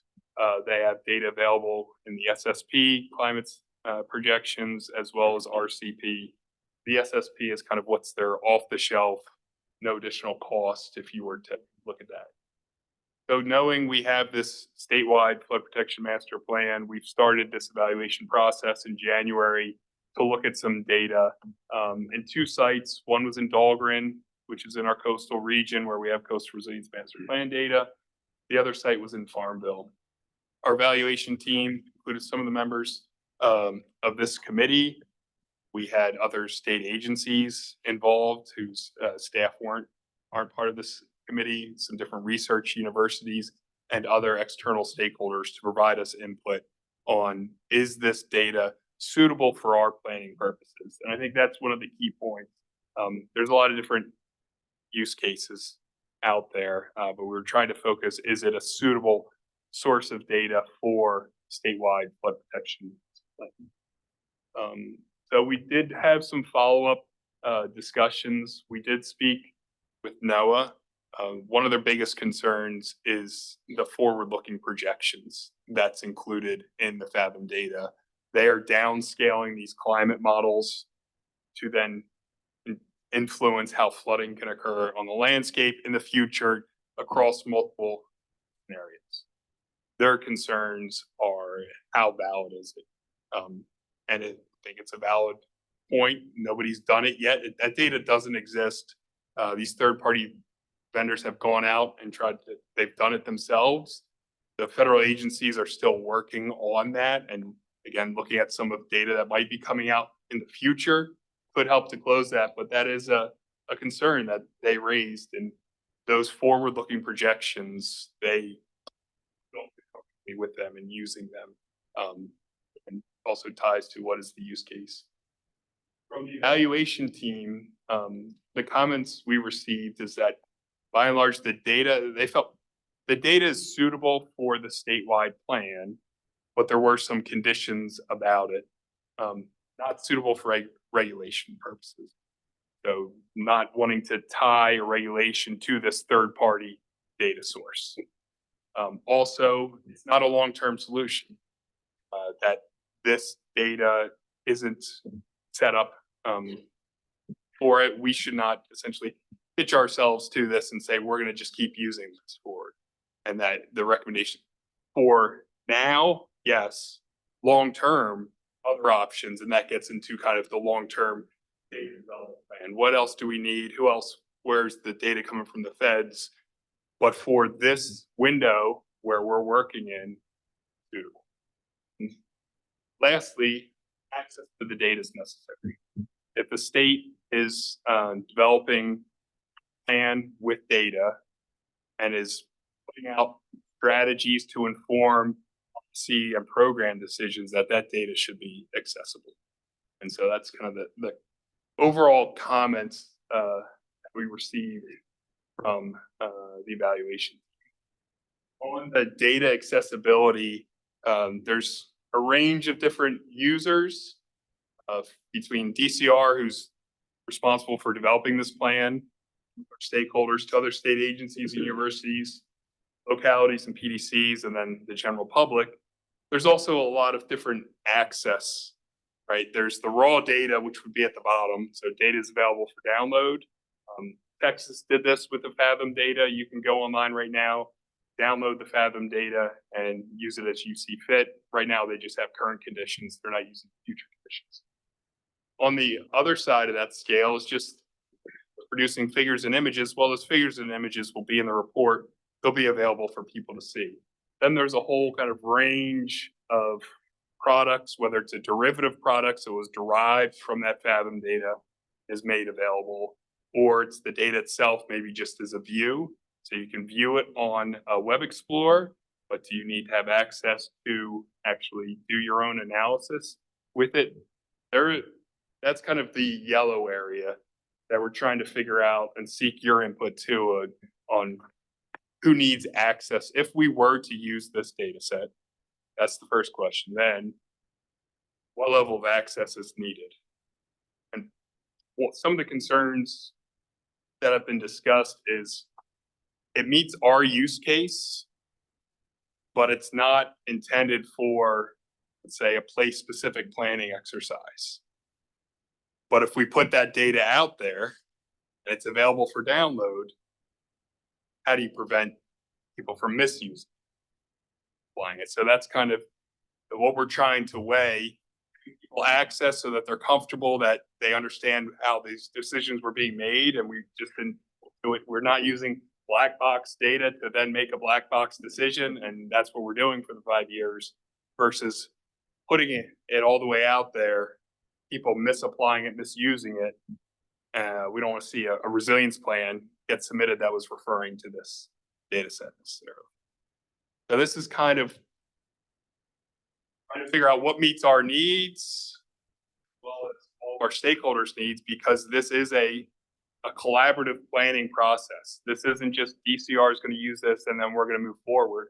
We need our stakeholders to buy into this process and then therefore buy into the information that we're using to move forward in the process. So we haven't made any decisions on data, whether it's going to be procured or not. We also want to seek some input from our contractor who would be doing the statewide plan, but also want to open the floor to you all for any other inputs or commentary about the potential use of third-party data for the statewide flood protection. Mark. Yeah, Mark Lukenbach with VIMS. I'm wondering if there's not something in between what you are maybe splitting, what you're talking about about access. It could be difficult depending on the number of inquiries you have.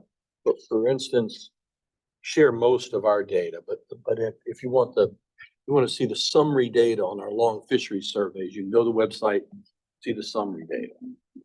You want to, if you want to see the detailed data, you have to submit a request. It usually says who you are and what you're going to use it for. But somebody has to then review it, make a decision, and presumably there's disclaimers that go along with that. So yeah, you might just make a hurdle you got to step over or two to break. That's a great point. And I did not mention it when I was talking about the options, right? We can land somewhere in the middle. It's not one or the other. And there's options that we are, with Fathom, the data could be licensed, or you can buy it outright, similar to what Texas has done. And you can focus just on the current data if that's what we're more comfortable with. Look at the future data, maybe in the planning process, which a lot of you all would be involved in that planning process. And if once you get into it, you might be like, well, we're not ready for it. It was helpful for us to see, but we're not ready to make a decision with it because we're just not comfortable. So that's, try to navigate, find that good balance point. Yes, Wendy Stout with Virginia Tech. On your point about licensing the data, and if you do that, then the state could put a disclaimer per se on the data, and it's better to err on the side of transparency. I ran into this, in my previous role with the state, and that if you can't be the data police, however, you can provide guidance, and state government generally should try to go towards transparency whenever possible with sharing of data or resources. So I tend to like the idea of the licensing of the data if that's a possibility. Thank you, Wendy. Any other comments, Karen? Yeah, Karen McGlather, University of Virginia. I would agree with you. I think that having a request and approval is actually going to be a barrier to people using the data. So if we really want it to be usable and accessible, we should try to do everything we can not to have that. And so having licensed data that people can use is really kind of the way things are going right now, I think. And so I would advocate for that. Any other comments? Yeah, Thomas Rupert, William and Mary. I understand that. I just think I want to reiterate that I did like seeing your point that you don't see the private company data solution as the long-term solution. I'd like to see the DCR committed to kind of maintaining that the data it uses typically will be public source and publicly available. Louis. Louis Lawrence, Middle Peninsula PDC. There are other state agencies that do oftentimes require licensing agreements, which are fine. But then they begin slowly over time to morph into a fee that is associated with the licensing. And then it morphs into more draconian control over what you can do with the data. And so in many cases, that has forced us into, well, then we don't want your data. And so I want to encourage you not to put draconian rules on it and not heavy fee structures with it, because it is public data in the beginning. And this in a couple of the cases that I'm referencing. So it makes it a little bit differently when the management structure begins to constrict, because knowledge is power. If you control the data, then you control everything. And that makes it a little bit hard for the consumers on the other end that are looking to use the data beneficially for public work. Can't get it. Probably a good time to remind everyone that our fourth resilience principle is that what we do has to be developed in the transparency and with input from the public. So I think we tend towards transparency. I think Matt raises some valid points about use cases and wanting to make sure that people understand what it's available to use for and what it shouldn't be used for, because sometimes that tends to creep over time. But we do tend to err on the side of transparency. Yeah, and I would just say, especially since I was one of the ones who raised this, having had this come up in work and whether or not to use private sector products, both at the state and the federal level. A disclaimer goes a long way, and, you know, something plain language that says what you should and shouldn't use it for, especially if, you know, there is a long-term transparency too and future updates when federal modeling catches up to move away from the private sector products. Primarily in this case, and it not necessarily just the Fathom data set, but all of these data sets, you know, these companies are making decisions under proprietary umbrellas to make certain statistical decisions about how to downscale future conditions. And it's going to be fair, you know, the biggest concern I think with somebody making a decision on that would be if there is a location in the model that comes up as being at much lower risk and it doesn't necessarily verify with what we already know. And I can point to some places and some of the data sets in places on the East Coast where that is a little bit of a challenge in this. So just that messaging in terms of what's in the disclaimer and you know, a how-to guide on how to use it and how to not use it is probably the way to go. One more and we probably gotta move on. Ben?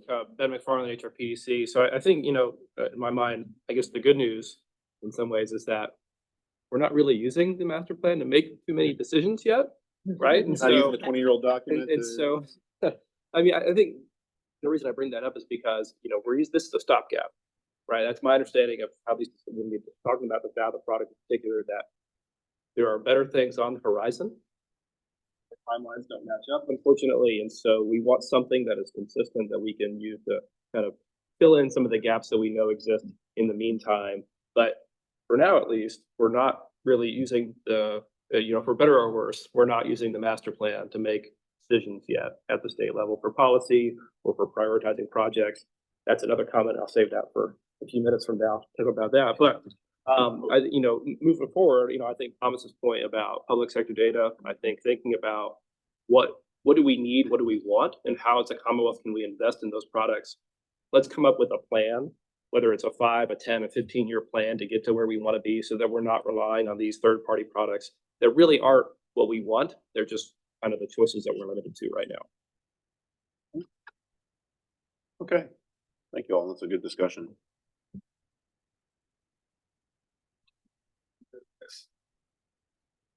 Subcommittee recommendations.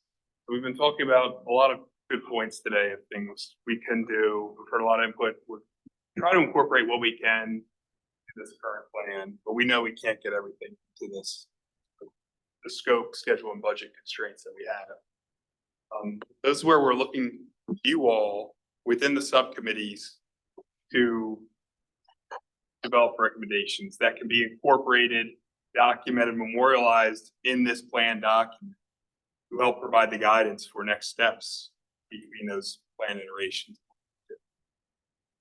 Downside is we only have 3 subcommittee meetings to get these recommendations done.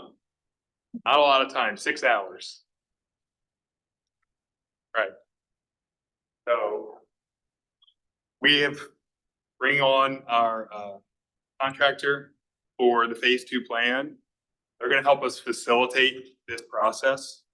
We've heard a lot of great ideas today. There was great ideas in the phase 1 document, some of the technical deficiencies that are listed.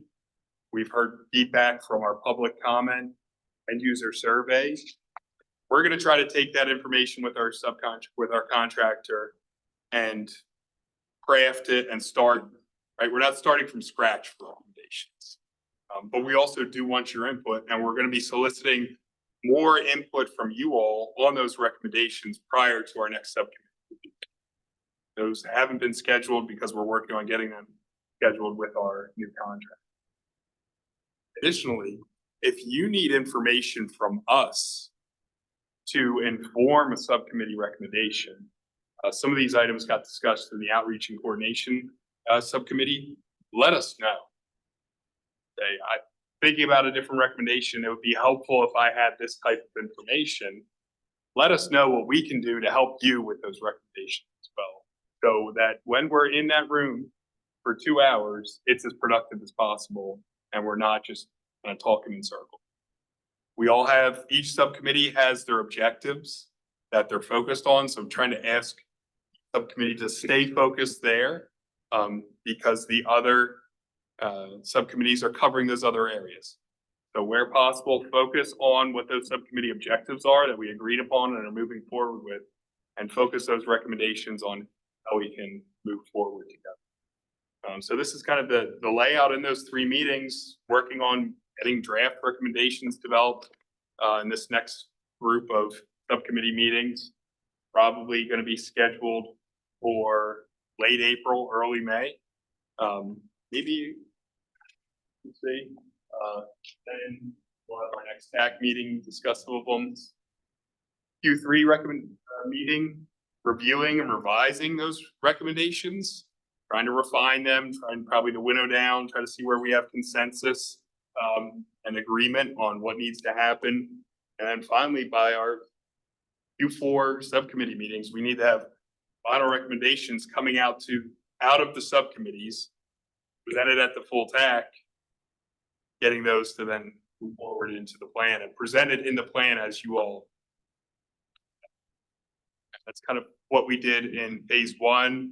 There was an appendix with the subcommittee recommendations, and then I think 1 or 2 pages that tried to summarize that. We're looking to take what you all present and put it. That is the process. It's going to take time and more than just the 2 hours. I think it's worth the time, but we'll have the opportunity to memorialize that into that and help guide us where we move forward. That is the plan. There will be more to come once we get the contractor on board, as far as timing and process and how those meetings will work. Our next group of meetings is, we can alternate with all virtual and in person. So the next one can be all virtual if we want.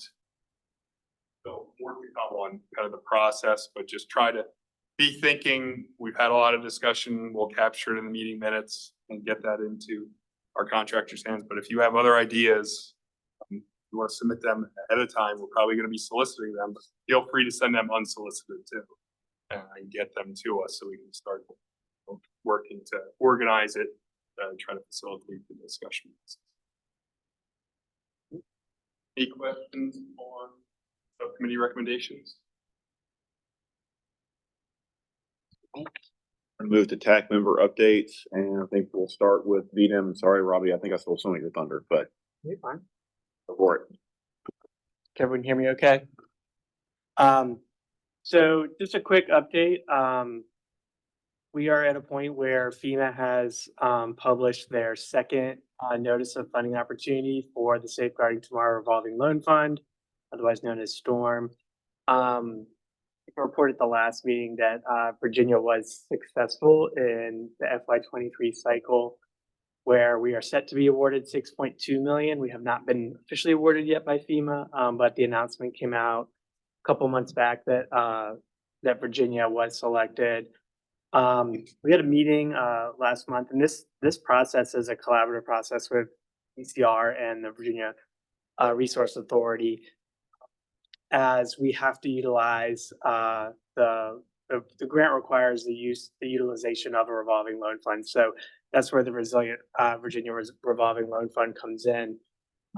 So the strategy in the first year, because it was a quick turnaround, was to utilize the project list, the application process that BDEM utilizes for the Building Resilient the Building Resilient Infrastructure and Communities, otherwise known as BRIC, and the Flood Mitigation Assistance Grant programs, to use the STORM funding to offset the cost share of those programs, which was what we used for the first round. So three agencies decided that would be the best path forward for the FY '24 application. If you go to the next slide, please.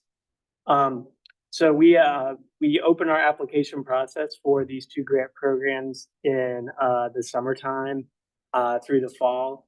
There is a 6-week application posting process requirement for Storm, which that process meets.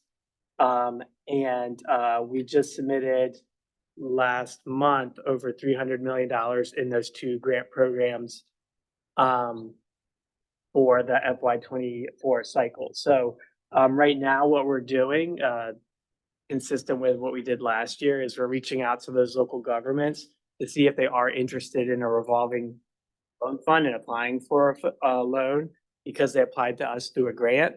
We wanted to gauge their interest, so that's what we're doing right now. So we just put out a survey to them on March 6th. If you go to the next slide. So these are the projects, potential projects that were submitted for BRIC and FMA this last month. You can see these are pretty big dollar projects. And what we're looking at is the non-federal share, which we'd be looking for Storm funds to at least cover a portion of, or maybe the full amount. Last year, the Storm amount was nationally 50 million. And we got a little over 6.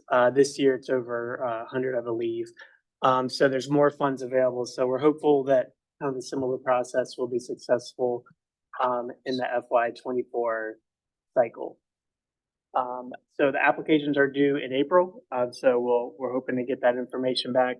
We do have to take these projects and include them in an intended use plan, which we will be updating for the cycle. That has to get posted for public comment in Virginia Town Hall. We'll follow the same process. I believe it was out there for 2 or 3 weeks last year. So we'll be looking to do the same thing and hoping for a similar outcome in '24. Great. Thank you, Robbie, and very much appreciate y'all's partnership in this.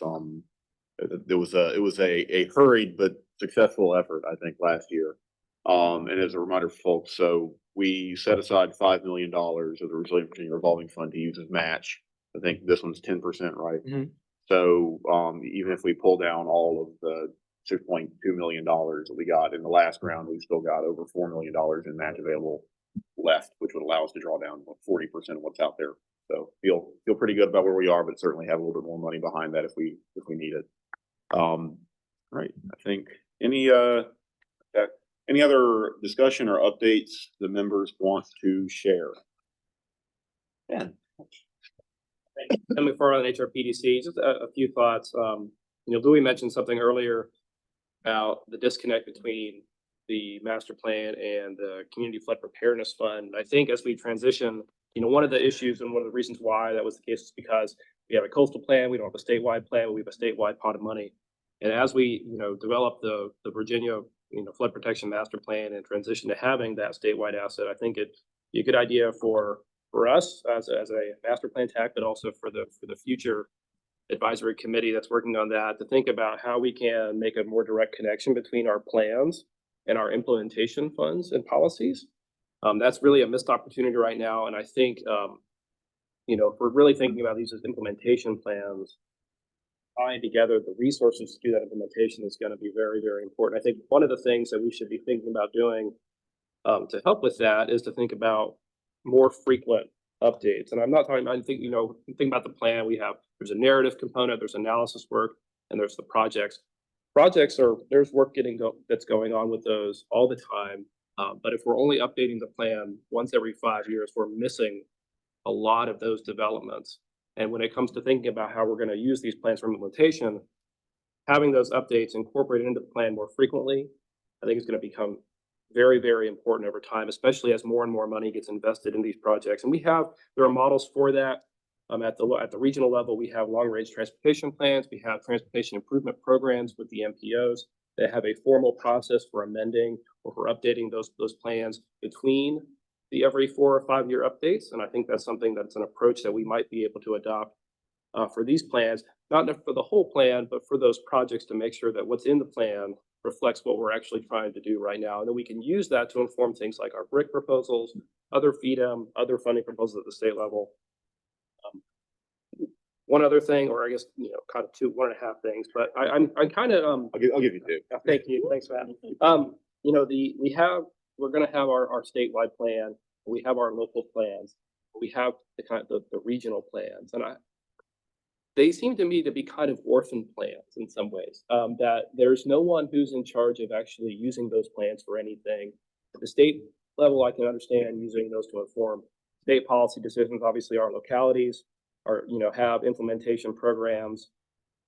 But what we've done with our regional plans, with the coastal plan, and then what's foreseen right now is to have these large kind of watershed-based plans that really are more like chapters to our state plan than actually implementable regional plans. And I would like to encourage us as a TAC, but also I'd like to encourage DCR to think about, to maybe rethink that, that there might be an opportunity to engage PDCs or groups of PDCs below this very large scale region that we're thinking of right now, to actually take more ownership of those plans. A plan without an owner is a plan that just sits on a shelf. At the local level, they use those plans to make decisions. At the state level, I hope we're going to be heading towards the same way. But right now, it feels like with this coastal plan, but also with the other large scale, James River or whatever watershed plans we're going to be using, to check that box, that they're not going to be tied to implementation. I feel like that's a missed opportunity. So I would encourage my fellow PDC and patriots in the room, but also the department to think about other opportunities that we might have to develop plans that are more targeted towards action and implementation than just providing numbers and figures that we can use for just thinking about how big of a challenge we have. Thank you. Very good points. Any other thoughts or updates from members of the TAC? All right. We will now move on to public comment. I don't have anybody on the sign-up sheet. Anybody over there want to say anything? We're good? All right. Anybody online? I don't have anyone online. Okay.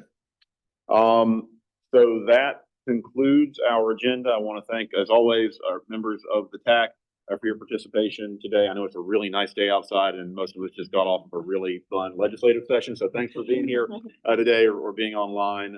Thanks to the DCR team, as always, for excellent work pulling this together. Thanks to Wheeler and to our friends at DCU for their assistance. And with that, unless there's any other business to come before the group, we are adjourned. Thank you.